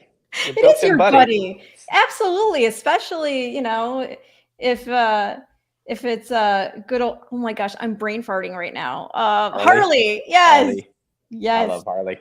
Who doesn't? Do you know? So when we were there, Ava was, I think, 2 or a year and a half or 2 years old. I can't remember exactly. And Harley's outrider like picked her up and let her sit on him. No way. Yes way. My kid's I, been on Harley. oh, I'm jealous. I know. Oh my gosh. I'm sure they would let you take Harley out for a spin. So every day after the races, they take him back to the barn. They take him off his halter. They let him loose and let him graze. You know how many times I've been tempted to jump the fence and just jump on him. It would be worth getting in trouble for it. I don't think Monty would care, but I don't know how Keelan would feel. Right. I know. But I'm sure if you asked, how funny would that be? Like, really? No, I think you should. I think you should one of these races that you don't actually ride, like you should be, tell her you can take this race off. I got you. And you Got go this. pony the horse. Hey, I did it when I was a kid. I used to pony all the babies with my dad. Oh, exactly. You know what? We have over 1,500 now. We have feel like people they're like Tyler. I love it. And guys, this is live. If you got a question for Tyler, because right now it's just Mike Jordan and Bob and MJ. Yeah, like guys, you don't need to be shy because that's the thing. Like I can see live how many people are watching because I got the little counter here, and it's an accurate counter. So I know that you guys that out there creeping. You don't need a creep. You can Ask away. participate. Ask away. He is amazing, and if he doesn't have the answer, whatever. But if he does, he'll tell you what's up. Okay, so let's talk about the Halyard Fayette Stakes, Grade 2 on Saturday, 1.125 miles, and you're on War Campaign, who ran really well off the layoff to get beat just a length last out in a high level optional. He did. I thought I might have left him a little too much to do that day. I felt like I had a lot of horse coming off the turn. I might have waited just a tad bit too long. Mr. Wireless got away from us that day, but he never gave up running, finished well to the wire, and he ran a big race in the spring there in the Ben Ali. I figure if we can get a semi-similar trip, it'll put us in a good spot, good position. Yeah, I mean, those are some nice horses. He was in with First Mission, King's Barnes. And that's the other thing. Do you think that's in handicapping, we put so much emphasis on second off the layoff because we're assuming that the trainer had the horse fit to a certain level, maybe not necessarily ready to fire the A game. I would think with some horses that's absolutely true. And with some horses, maybe the trainer has that horse tight to go first out, to run that big race and hopefully get it done, having, freshen them up as much as they possibly can. What is your take on that as a jockey? It just depends on the situation. Some horses, they're pointing for races 2 or 3 starts from now, so it's a building process. And you have those horses that we need to get what we can now because they might not be as good as these later on, but they're quick enough to win now. So it just depends on the situation. And does the trainer give you a ton of that input or? Most do. They'll kind of give you an idea, and some others. Not so much. It's gonna be hard too. I would think. As a rider, I'm sure you're always getting people's commentary of, "Here's how you should ride this horse, Tyler." And I'm not talking about the trainer or even the ownership necessarily, but just people like coming up saying, "I see that you're riding this horse today. Here's what I think you should do." You should see my messages. my Instagram, Twitter, Facebook. I Oh my get goodness. instructions on how I should ride them and how I should ride them next time. What do you think the biggest misconception is about how you guys are approaching these races? Because I mean, for me, obviously, I don't like to ever get sarcastic with somebody or whatnot, but yeah, I would like them to know that I've done the work. I kind of know what I'm going to do. And, there's got to be a nice way, or you would think that they would understand that, but they obviously have some misconception that, I That's don't the know. thing. I mean, I get it. It's just like anything. I watch a football game or a tennis match or soccer, and Yeah. there's things that, hey, why Armchair didn't you do? quarterbacking. Yeah, why didn't you do this? But I'm not out there. I'm not participating, and Yeah. until I do it, it's hard for me to say anything. Right. No, exactly. Let's see here. Kevin, what's your favorite trek? I saw you at Keeneland and I loved it. We'll be at Gulfstream November 15th through the 17th. I would have to say Keeneland's probably my favorite. I'm a Yeah. little biased, but uh, when I first came here in 2018, we came up for the fall meet at Keeneland, and I just fell in love. The people here, Yeah. just how friendly everyone is, rolling hills, all It's the beautiful. horse farms. It's where racing was meant to be. And how cool is it going to be when they finish the add-on? Oh, right. Yeah. I'm excited for the new Jocks room. I'm sure you are. You guys have been in those trailers. Yeah, we got to finish out this meeting, and then next spring, but by next fall we'll be back in the room. Oh my goodness. Well, yeah, Keeneland's just so beautiful. And that tree, Oh, it's just everything. I love right now. It's all white with it's got some of the fall leaves still on it. It's Yeah. beautiful. Yeah. No, there's just something about it. Although I will tell you, the best thing I've eaten there all meat has been the chili. Really, Yes. I haven't had food from there in years, but my wife, she's a big Oh, fan I of love the rice Cassie. pudding or Oh, the bread yeah, pudding. bread pudding. Yes, that's good She's stuff right there. obsessed. Yes, you have to. You have to. I I eat haven't the I tried eat a it. big block of what? I mean, I Yeah. know you're a jockey, so you like, but still, come on, Tyler. Well, the only time we go there on race nights, I can't have that on race nights. Okay, okay. Well, but they have like these dinner. I forget what they're called. They have these dinner experiences that they do. I would have to think they do the bread pudding at some point. We got to figure it out. We're gonna figure it out because you have to Make have it the bread happen. pudding. We gotta make it happen. And don't worry, we won't prick you up with it before a big race. But it's worth it. It's worth every calorie. You have to do it. Um, let's see here. Oh, and Steph, what race overseas would you like to ride in most? Uh, I would say either the Epsom Derby or the Arc. That would be sweet. That would be Yeah. sweet. That's awesome. Yeah, I would agree. If I was right, although I would also really, really like to ride the uh, in the Dubai World Cup because that personality is awesome. That is pretty cool. It's amazing. Let's see here. I don't know. This one's kind of a hard one Bobby has for you. And you don't and Bobby even says you don't have to talk about this one if you don't want to. But he says, this is a tough question. Are you allowed to talk about the stretch run of the Derby and all the bumping and the pushing, the grabbing coming down the wire and all the criticism backlash that was actually happening during those moments? It just looked to me like some, balances were being lost and there was nothing other than just some race riding going on. To be completely honest, I mean, as far as It- the it's pushing, not. the reaching out, See, that didn't look like the, pushing them. It looked like the thing, if you studying. if you go back and you watch the slow motion of the replay, there's Yeah. plenty of videos of us head on. If you Yeah. watch his outside foot and my inside foot, you'll be able to see there's a point where his foot gets in front of mine, and Mhm. at that moment, that's when I lose my balance and I fall forward. Yes. And 'Cause that's like really all it was. We're in such close proximity. I mean, we're bouncing off each other, and it just takes a slight movement I to knock know. you off your balance. No, I mean it looked to me as like regular race riding, but then there was some balance loss, and then like trying to like restudy oneself to like fall. That was the And thing because I was so far on my right rein, I was mhm. so extended, and I was using the left whip to try and keep him Yeah. from lugging in. Yes. And when that happens, I have one hand up here and one hand down No. here. No, Lose I your know. balance. Where are you gonna go? You know. And people But do, yes, but that's the thing, that gets, and that's why I don't envy, like, you guys are always under such scrutiny of, like, nobody's out there to try to hurt somebody else. If something's oh, happening, it's just trying.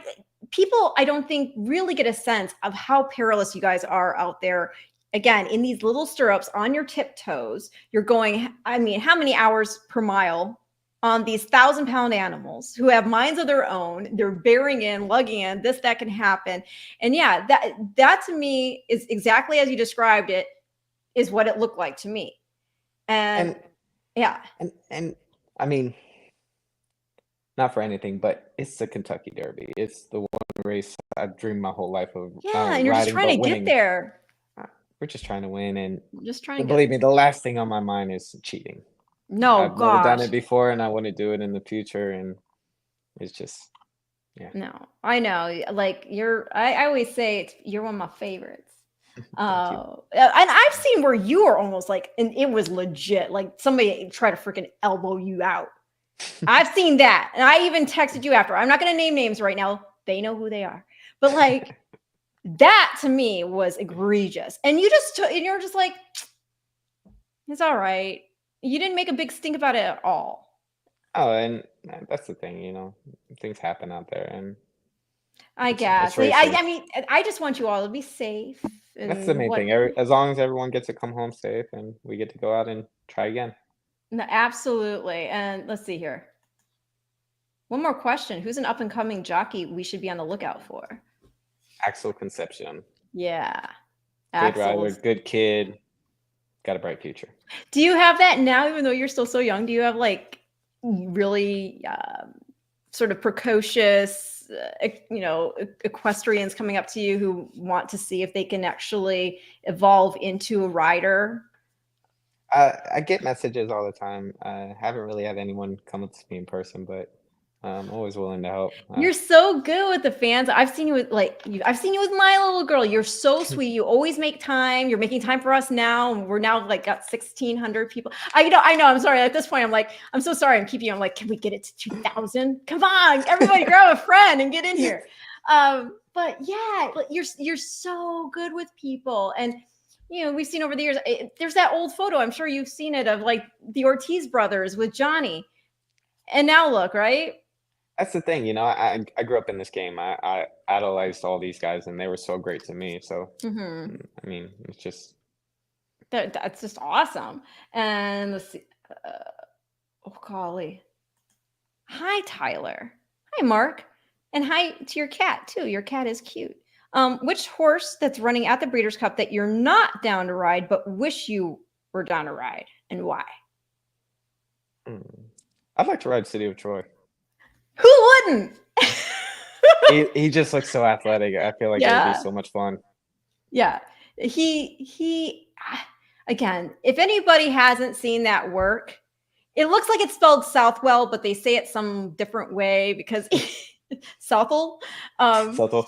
Southwell, yeah. So if you go and you look up City of Troy and look up that work, even though it's on a synthetic track, you will see what Tyler's talking about on just how efficiently this horse moves. It's really a thing of beauty. Now, how he's going to do on dirt for the first time, I don't know, but I think it's so sporty. And we have seen horses come over and try and do quite well. I mean, one of the first horses that comes to mind in terms of just an emblazoned memory is Giant's Causeway, of course, and running That's second. the first one I was thinking of. Yeah, run second to Tiz Now. And so, I mean, it can happen. We're just going to have to see. He loses nothing in defeat if he doesn't win, right? Exactly. Because at the best, they just tried something different and it didn't work out. And then if he does really well, I think that only adds to the lure. Although I will say the one thing I'm very disappointed about is that he's going to stand over there. I was hoping he'd stand I here. know, especially bringing him. I was like, I want to. I know. It's like, let him be with his Get over daddy. here. Come on. We can make a plea. Hey, Coolmore. At least half the year. I know. Well, how about he does 1 year here, 1 year there, Yeah, we bouncing can back and forth? flip Like, flop. I'm still sad that like I want Frankel to come and hang out here for a season at some That's point, one horse I gotta go see one day. right? I Have mean, to.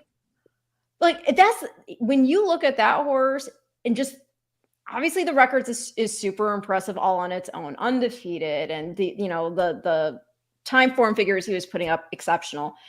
But as a sire, he's taken off also, and I mean we've got really good turf racing going on here. It'd be great to see some of these stallions. I know it would have to make monetary sense, of course, to bring them where they would have these full book of mares because it's all that European racing over there versus we have such a dirt emphasis here. But I still think it would be really cool to. It would be amazing, but I, wishful thinking that. I know. I keep trying to get somebody also talking about the international scene. I'm like, it'd be really good if we did a reverse Sunday silence and we brought Equinox here. Oh, Right? I would love that. Equinox. That would be really cool. Let's see here. I got to see him in no, it was Dubai last year. It was so incredible. Yeah. There's just something about that line, like that when you really look at the Sunday Silence story, and like this was a horse that nobody took any big interest in, and then he ended up being this phenom on the racetrack, and then basically sires a dynasty It's incredible. overseas. It's insane. I mean, it really is. It's almost, in a way, when you look at some of these horses that come from over there, they're almost like I don't want to say they're a different breed, but it's just it's its own dynasty from him, and just the impact he's had, no pun intended, through his sire line is just absolutely exceptional. And yeah, we've got Frankel, Kingman, Wooten Bassett, Dubawi, such awesome sires. Absolutely. Okay, I'm sorry. Oh, Lope de Vega. Yes. And that's Carl's daddy. Exactly. Lope de Vega. I love it. I would be remiss. We're gonna do this, and then I'm gonna let you eat because I don't know if you've eaten yet. And you have to eat. I don't know what you eat, but you gotta eat. I think tonight I got some pasta. So you can have your carbs. All right. Yeah, fine. I don't know what you all eat. You got to find the right amount. That's the thing. See, you can eat what you want, just in moderation. In moderation. Okay. Well, so then we can get you the bread pudding in moderation. We gotta do it. We have to do it. I'm not a big sweet guy. A cookie every now and then. Okay, well, it is sweet. And M&Ms. I like M&Ms. Not the peanut ones, right? Sadly. Oh no, it's the peanut M&Ms? The peanut and the almond. Okay, I like Almond Joy. The peanut almond. I like the straight up normal. Now we can go Reese's peanut butter cups. I can do that. I like the minis. Have you tried the little bites, like the M&M looking ones? Oh, get the M&M looking ones. They're awesome. Okay, I'll have to check that out. But yeah, big peanut butter guy. It's funny because no, it wasn't the last time I had it. I was gonna say at this meet for Keeneland, the first time I can go that way though. The first time I got my hit of the bread pudding this meet was with I love him, Wayne Catalano. When my parents ran horses, the Catman. When my parents ran horses in Detroit, right? He used to be a jockey, and he rode some of my parents' horses. Well, way back in the day. So I love Wayne, and he saw me and Matt, and he's like, "What are you guys doing? Come upstairs with me. I'm in the Lexington room." So we go up there. He's like, just go up, go eat, go do whatever, and like they have the big tray of the bread pudding. So I go and I get myself a scoop of that after I stuffed myself on the regular food. And the lady, I kid you not, she had a freaking bucket of extra sauce, because you get it from the tray, and then she says, "Do you want some extra sauce?" And I'm like, "Well, yeah, I'll take some extra sauce." Of course. The bucket. And just, it's like, it's unbelievable. Like I mean, I don't think it's jockey diet approved. That sounds like an experience. It was an experience. It was very nice. Let's see. Let's see here. Don't leave out See the Stars. Great race horses. Yes, you're right. And yes. Kiefer Dog. Hey, Ren, what's the story on the stadium seat behind you? Tyler, keep kicking butt and safe trips ahead. Okay, so the stadium seat behind me is actually from the Metrodome in Minneapolis, that was taken down And Matt grew up going there. So when they were tearing it down, his dad got him a seat to save. And that's what that is. Oh, that's cool. And that is a Pete Rose bat, signed bat. Nice. That is nice, right? That's nice. And that's John Henry. And John Henry's PPs. Oh, no way. Oh, that's and, so cool. and dialed in upside down horseshoes. That's what I usually get. Your horseshoes are upside down. I'm like, I'm not superstitious. Are you? Hey, I'm terrible. No. We're Italian. I'm from an Italian family. My dad screwed me. Gaffalione. I did tell you that. I'm sorry, go ahead. He set me up for failure. I have to do so much. Oh no. Is there a lot of wearing the same socks or under? Socks. You don't have to understand. There's so much. There's so much. No, I'm just never been superstitious because I'm like, I can't have power over somebody else or the outcome of what they do just because I watched a race at this monitor or I went to that teller or I didn't spin myself around in a circle, that I've undone all the work that this rider and this trainer have done. And what I just can't do it. I can't think that. But going back to your name, did I tell you the story of what happened when I did that interview with you at Churchill? No. Oh my gosh. Okay. So guys, everybody listen. So I was at Churchill doing some paddock stuff and Tyler's awesome and I adore him. So I was like, Tyler, you got to be this first interview of the day for me. Come here. And so he did. And because I have this thing with Tyler, because I know he's Italian. So I always say Tyler Gaffalione. It's my thing. I do it. And I get a message later from somebody saying, it's Gaffalione. And I'm thinking to myself, they were well, I mean, this was a well-meaning, well-intentioned person, but I was like, I've interviewed Tyler so many times. Like, this is just her thing. Let me have it. Let me have it. Like, let me have this, please. Yeah, so that's the whole thing. Okay, now I'm going to be serious and we're going to talk about the Bryan Station. Let's talk about Evade, talking about Wooten Bassett. You're on Evade in the Bryan Station, 6-1 on the morning line. This is for Resolute Racing and Cutter Racing. For Mike Maker.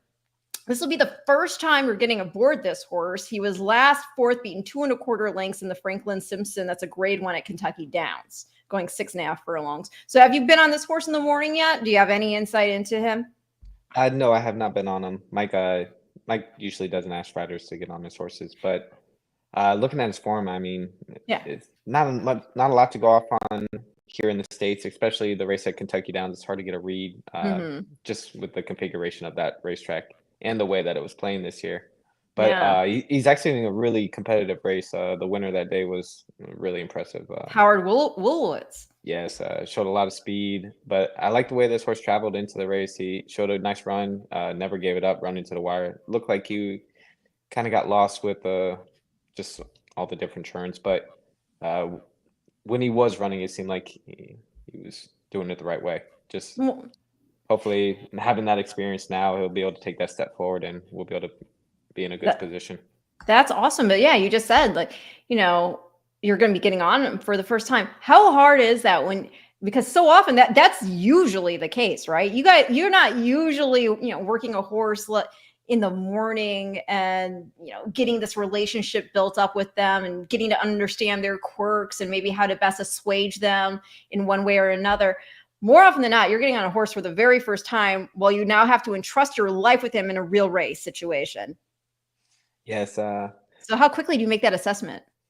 It's great that we get the 5-6 minutes to warm up with them in the post parade. I like to take most of my horses off, get familiar with them, feel their stride, feel how they are in my hands, just try and develop some type of relationship before the race starts, and kind of base everything off that. You look at the form, you come up with your game plans, you have the horse you like to follow, but you just take those few minutes to try and develop as much of a bond as possible and just get a little bit of insight. Yeah, and you probably know relatively quickly whether or not that horse is communicating with you. Yes, usually within 4 or 5 strides, you have an idea. Gosh, again, I cannot compare it whatsoever, but just from the equestrian side of things, I know, I understand this, like the minute you swing that leg over, you get a pretty quick feel for whether it's gonna be good or if it's gonna be like one of these learning experiences where you're like, okay, we just get through this. Let's see here. You know, going now back to the Breeders' Cup, because I am going to let you eat. I will say we're so close to, guys, my goal is 2,000. We're up to almost 18 right now. If you can, like, Come on. bring Invite your your friends. friends in. Get on extra. Like, Open okay, up got more your laptop? tablets. Yeah, open more tablets. Let's get this rolling. Like right now, this is currently, I believe, the highest view count we've had, which is awesome because, guys, this is the last live Future Stars forecast before the championships. I'm thinking we're going to do some follow-ups after the fact, but there will not be a Future Stars forecast week of, y'all. There's just not. We're 10 days away. They've got way too much content that they've got to push out on Breeders' Cup social. So this is it. And that's why I got Tyler. Tyler can confirm. I sent him a text. I'm like, I need a big name for my last show. Need a big name. And so he came through for me, and I appreciate that. So if you do, again, I keep saying this, if you have questions, comments, do it now, because I'm not going to keep him much longer because the man has to eat. But talking about Del Mar, and we're going to wrap up Keeneland. When are you flying out there? And, you know, do you take a little time to get acclimated? Or, you know, I said this to Oisin Murphy, do you just come in hot? We're coming in hot. That's what he said. Yes. I'll ride here in Kentucky. We finished Keeneland on Saturday. Head over to Churchill Sunday. I'll ride there Wednesday, Thursday, and we have a flight out Thursday night. Oh my gosh, Thursday night? Yeah, now, I think we get in around like 8, 9 o'clock. I think. Is there? Well, do you have any concern, or are you flying private? Because not to make you sound, you know, fancy, but although you are, isn't there any concern about there's a flight delay getting there? Well, that's why we're flying out the night before.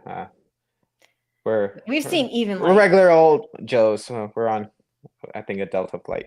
But that's a long flight. You're gonna have to walk the aisle, stay limited. sadly, we have to do a layover. But that's why we're gonna fly out the night before, just in case there are any mix-ups. It gives us plenty of time to get there. There's a couple more flights that would get us there in the morning. Okay, well, not to, like, you know, get you overly concerned about, but I've seen where, you know, people have planned ahead and even go in the overnight. They're just like, something happens and they get delayed and like, oh yeah, we can send you out in the afternoon tomorrow. It's like, what? So that's why.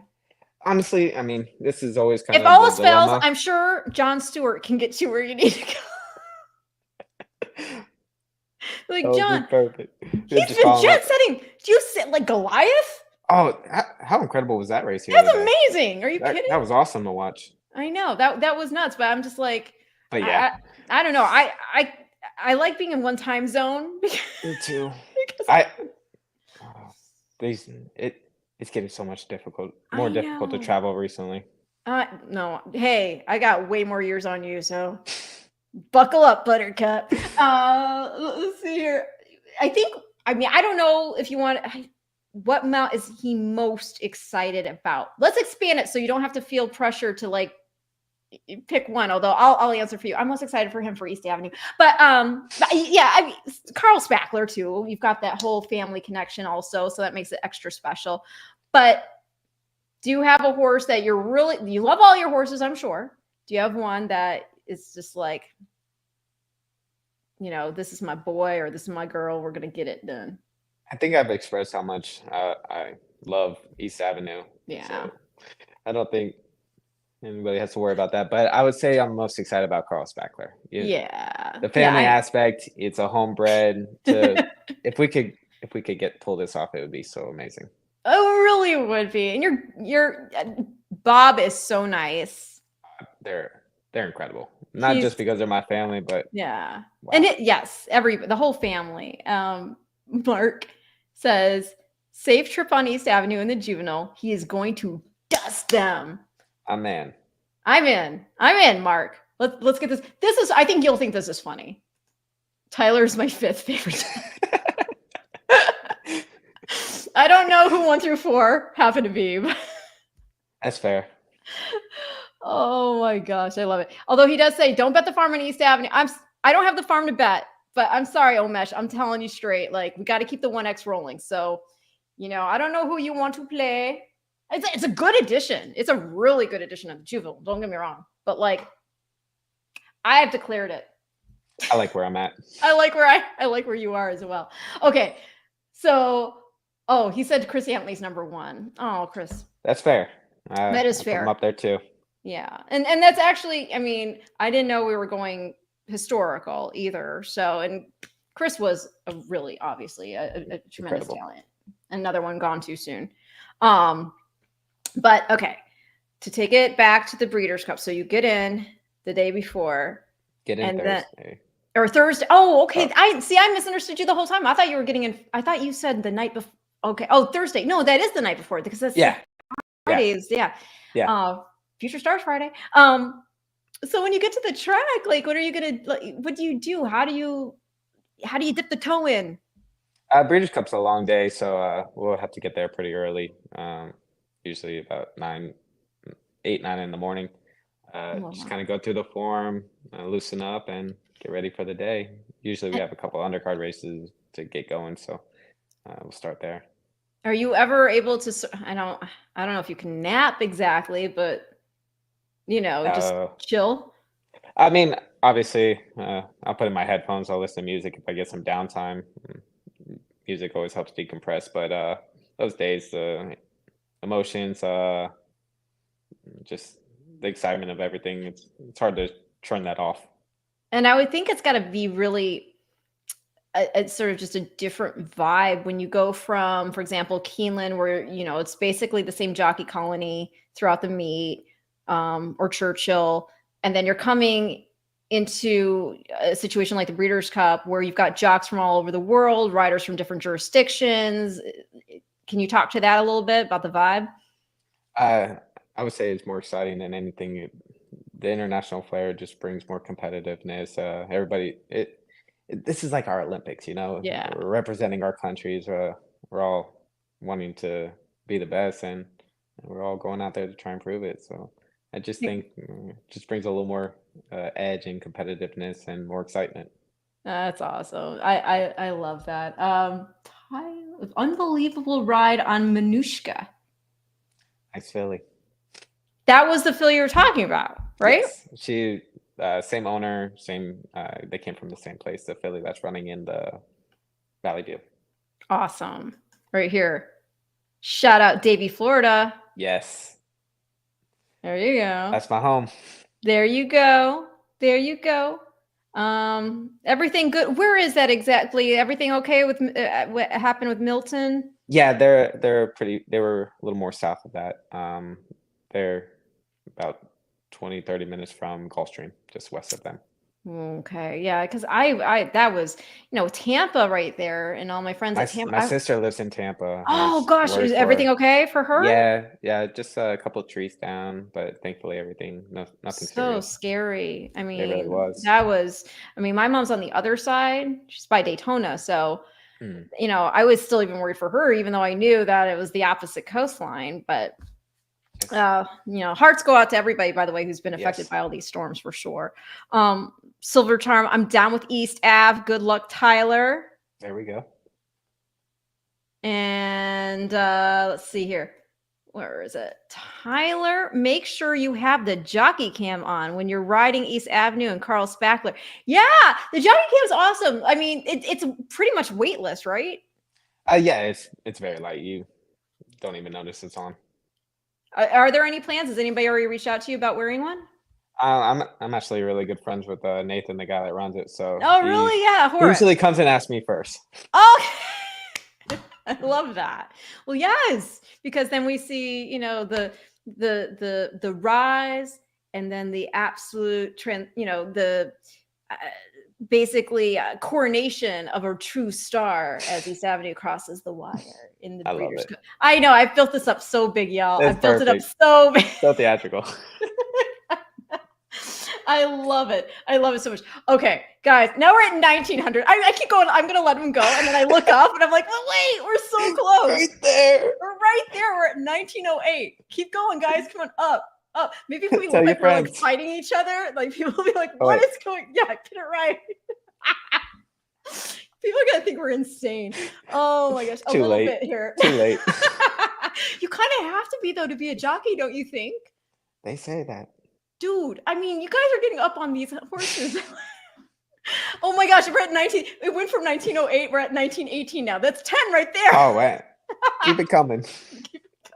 Once we get to 2000, I feel like I'm holding you hostage right now. Oh, no. I'm cool.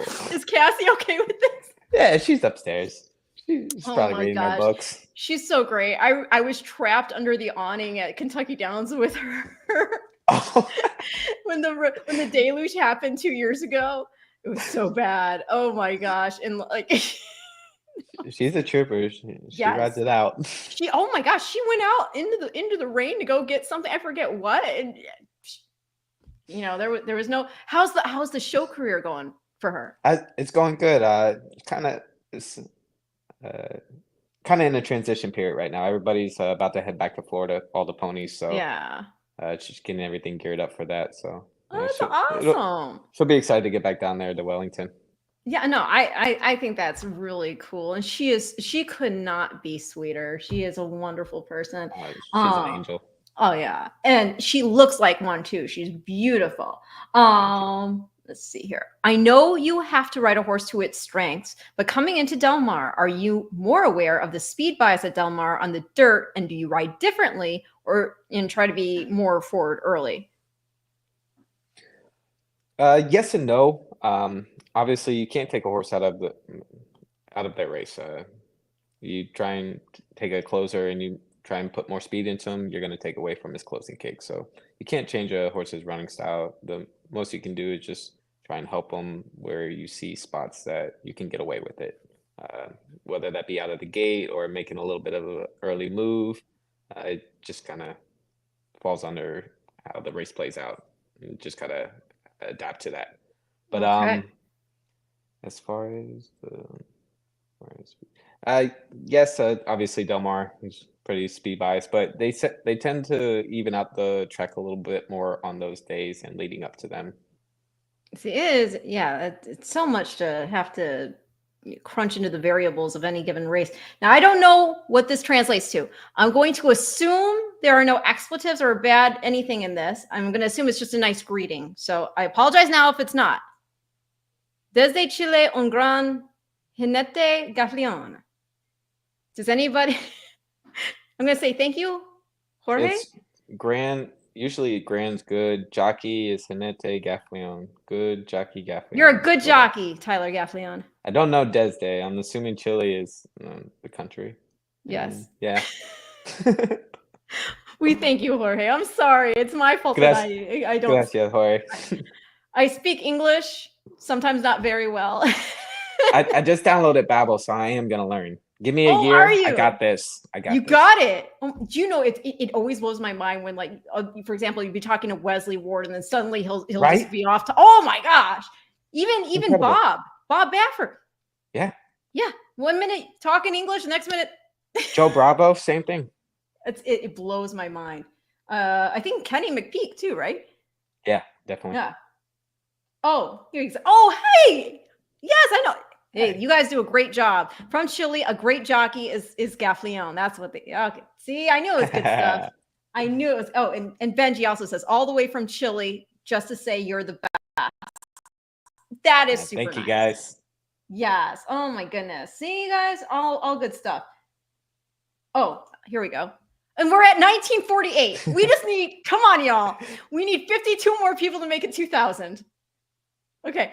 Chris, favorite winner circle saying ever is Pete Aiello at Gulfstream. Tyler Gaffalione. Do you notice that? Pete's the best. He's been doing it since I first started riding. He's always added a little bit of extra flair, and that's why we love him. I love that. Has he given you easy money? It's been a while. I think he was told to not say that for a little bit, but Oh no. but yeah, I've got a couple in the past. Okay, well, there we go. Oh my gosh, 1953, guys. Come on, let's go. Come on. We gotta beat each other up more. Get her. Oh my gosh. See, this is why. This is how we end it, dude. Like, oh, Daryl's. He is. Do you have any plans for Manushka that you know of? He's added her to the Equibase stable because I think I saw up there he hit the pick 4 or the pick 5 on her. Oh, beautiful. Well done. Congrats. Yeah. As far as I know, no immediate plans. There was mention maybe out in California later in the year, and that was kind of the only thing I've heard so far. But Okay. she came out of a race great, so Awesome. Now that's really cool. You know, when people can tap in on a horse, and it's fun that they win, they become fans of them, they follow them. It's all good all the way around. Okay. All right. 1960. We're so close. I'm like, I know you're probably like, my stomach, I gotta eat. I know we're so close. It's 2000. Okay, guys. You're letting me down here. Oh my gosh. You're letting me down. Letting me down. We're so close. Okay. I'm gonna leave this last to you all now. I'm talking to the viewers. If you have a question or a comment, get it in now because I am gonna let Tyler go because I am serious. He does need to eat. He's got a bunch of races to ride tomorrow. Is there one in particular that you're like, okay, this is a for sure? Or do you never do that to yourself?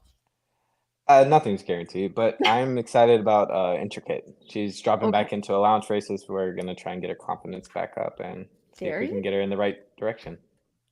There you go. And Intricate is in. Let me see here. I can tell you all right now. Intricate is in race 6 and that's with Brendan. And that's awesome. But yeah, you're in race 1 with Lucy Got Game for Tom Amos. Race 3, Gilded Kraken for Joe Sharp, which by the way, I saw Joe Sharp was riding at Fairhill or something.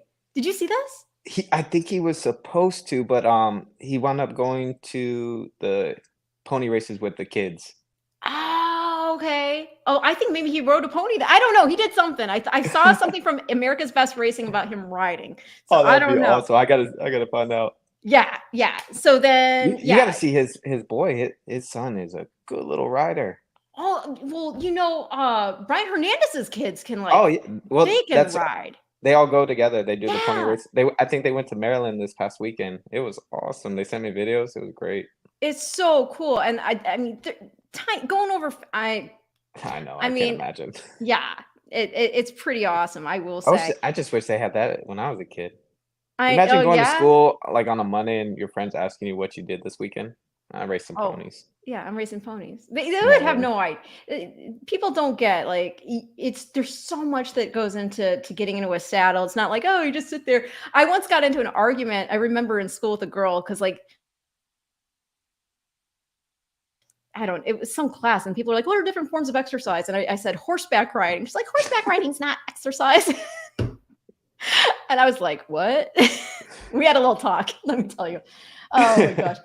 Hello, Tyler. Who's your main competitor when you're riding in a race? Is it Irad? I would think it's just whoever's in front of me. Right, there you go. Tyler, being Italian like me, what's your favorite meal? Me, lasagna or rigatoni bolognese? Honestly, I love meatball subs and either bolognese or lasagna.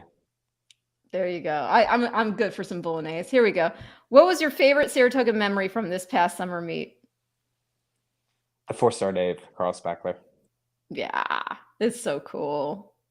How do you get to celebrate? Because I know with maintaining, you said you can have stuff in moderation, but is there anything where you're like, okay, no, I'm splurging on this today because we had ourselves a time and we're gonna. It depends. During the summer, I have a little bit more room to splurge. Being so hot, I get really light. So yeah. So my choice would either be pizza or prime rib if I'm gonna splurge on a meal. There you go. I love it. Let's see here. Who are some of your favorite racehorses growing up?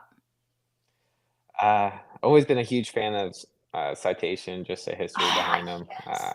I love them. But Spectacular Bid, Affirmed, Nijinsky. Yes, you're going for all the horses that they don't get enough love. Come on, man. Nijinsky was amazing, and that was a horse, right? The English Triple Crown, and then what he did as a sire. Exactly, change the game. Exactly. But yeah, I mean, there's so many. Obviously, John Henry. Yeah. Yeah, No, that's Ferdinand. yeah. Oh, Ferdinand. Yeah, John Henry is Matt's favorite horse, and then his current, more modern day favorite horse is Rachel Alexandra. Fair. Her 3-year-old campaign was amazing.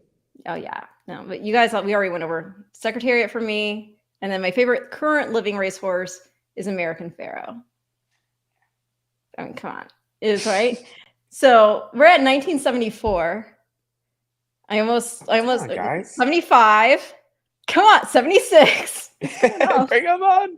Get it up. You know, if we get to 1979, that's an awful Smashing Pumpkins song, but well, no, I was actually really disappointed with that song because that's like my birth year, and I was like, come on, because it's just too better. You know that song, right? Yeah. It's just a little too low key. I mean, I'm like mosh pitting it, and it's just too. It's true, man. I've been in my share. No kidding. Oh yeah. I actually. Okay. Well, I never made it to the pit. I was always a little. Do you know? wary of Funny enough, I've been to some like major concerts and some really aggressive mosh pits, and I'm not in there like throwing elbows or anything. I'm just in there like listening to the music. The most aggressive one though that I actually did have to get out of wasn't even like an aggressive band. It was Primus of all band. Yeah, I had to get out of the pit for Primus because the people with the bass line, they were bouncing up and down so aggressively, and I'm short. And I'm like not having it. I'm not liking the bouncing up and down around me. So I was like, I'm out of here. Getting it from everywhere. I was like, I am too close for comfort here. I'm getting out.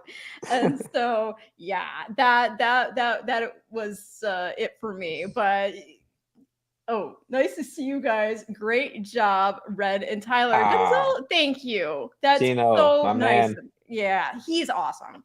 The best. They do a great job.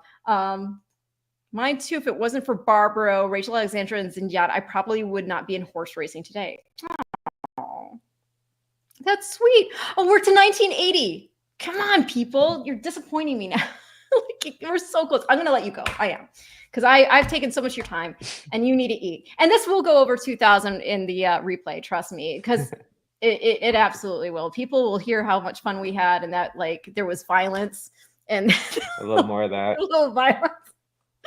And they'll be like, what happened? Ren and Tyler were like throwing fists. And I'm gonna just put a black eye and say, ask her. Wait, that's a good question right there. What about the sun when you guys are riding? I know you got the goggles on and everything, but yeah, it's brutal. The goggles only do so much, but that's why we all have such bad crow's feet. No. I'm starting to get the. I see the. I'm only 30 and I already got them pretty bad. I'm in trouble. No, you don't. I'm 45, so I have an excuse. I can, I can crow it out if I'd like. This is actually funny. Can Tyler help Matt with a good diet? Matt's not overweight. Matt looks good. Matt looks good. Like Matt's, he is like fine. He is fine wine. That one. He's like, I love my husband. Yeah, I mean, it's got healthy tips where I can like make things a little bit healthier for him so I can keep him along as long as possible. That would be great. Oh, this is nice. Deb, hello from North Carolina. I hope all your friends and family are okay. I know North Carolina went through a lot. So thank you, Deb, for tuning in. She says, we love our horses here in this house. Oh, that's nice. Thank you so much, Deb. And Bobby, Ren is the absolute best. She's one of my favorite people in racing. That's super nice of you, Bobby. My gosh. Thank you for saying that. Oh my gosh, we're at 1989. Oh, so good. We're only 10 away. We are. That was such a good year, too. 1989 was a great year. It was a great year. It was. I wasn't around yet, but. No, you weren't. That's so sad. I think about how old I am. Yeah. 1989 was a really good year, though. It was pretty awesome. The music scene was pretty. It was really starting to get lit. That's kind of what I base everything that I wasn't around for is the music. Yes, right? Music and movies. Yeah.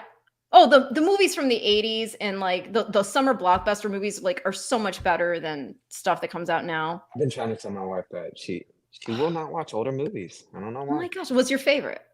Me? Yeah. Ooh, probably a Bronx Tale. Oh, that is a good movie. Yeah, that's a good movie. Yeah, it is. Oh my gosh, Tyler, we're at 1998. No way. 1998. Yeah, come on, guys. Come on, guy. Come on, guys. You're there. We're like right there. We're gonna end it. We're gonna end it. We're so close. Oh my gosh. It's like, come on, guys. This is the final live episode of the season. Give me. You can do this. I feel like I'm an auctioneer right now. Just holding out that. I'm getting ready. We did it! You got it? Oh my gosh, I sweated. Look. If I took off this sweater, I probably got the same. Oh my gosh, raise your arms if you're sure. I was not sure. That was a great way to end it. Oh my gosh. Okay, Tyler, you can go eat now. I cannot thank you enough. I am so excited for you. We're going to keep on top of like who you are, ultimately going to be riding throughout the Breeders' Cup World Championships. Go East Avenue. And again, I cannot thank you enough for your time and insight and just awesomeness. No, thank you so much. Always so much fun. Oh gosh. Well, everybody, I hope you had as much fun as I did. And yeah, Breeders' Cup, 10 days away. You do not want to miss it. Future Stars Friday, November 1st, and Championship Saturday on November 2nd at Del Mar. I will see you on the other side of all of that. In the meantime, check out Breeders' Cup Social for all these fun packages that we put together featuring some of these horses. And I will, again, see you later. Thank you so much, Tyler. Bye, guys. Thank you. Bye.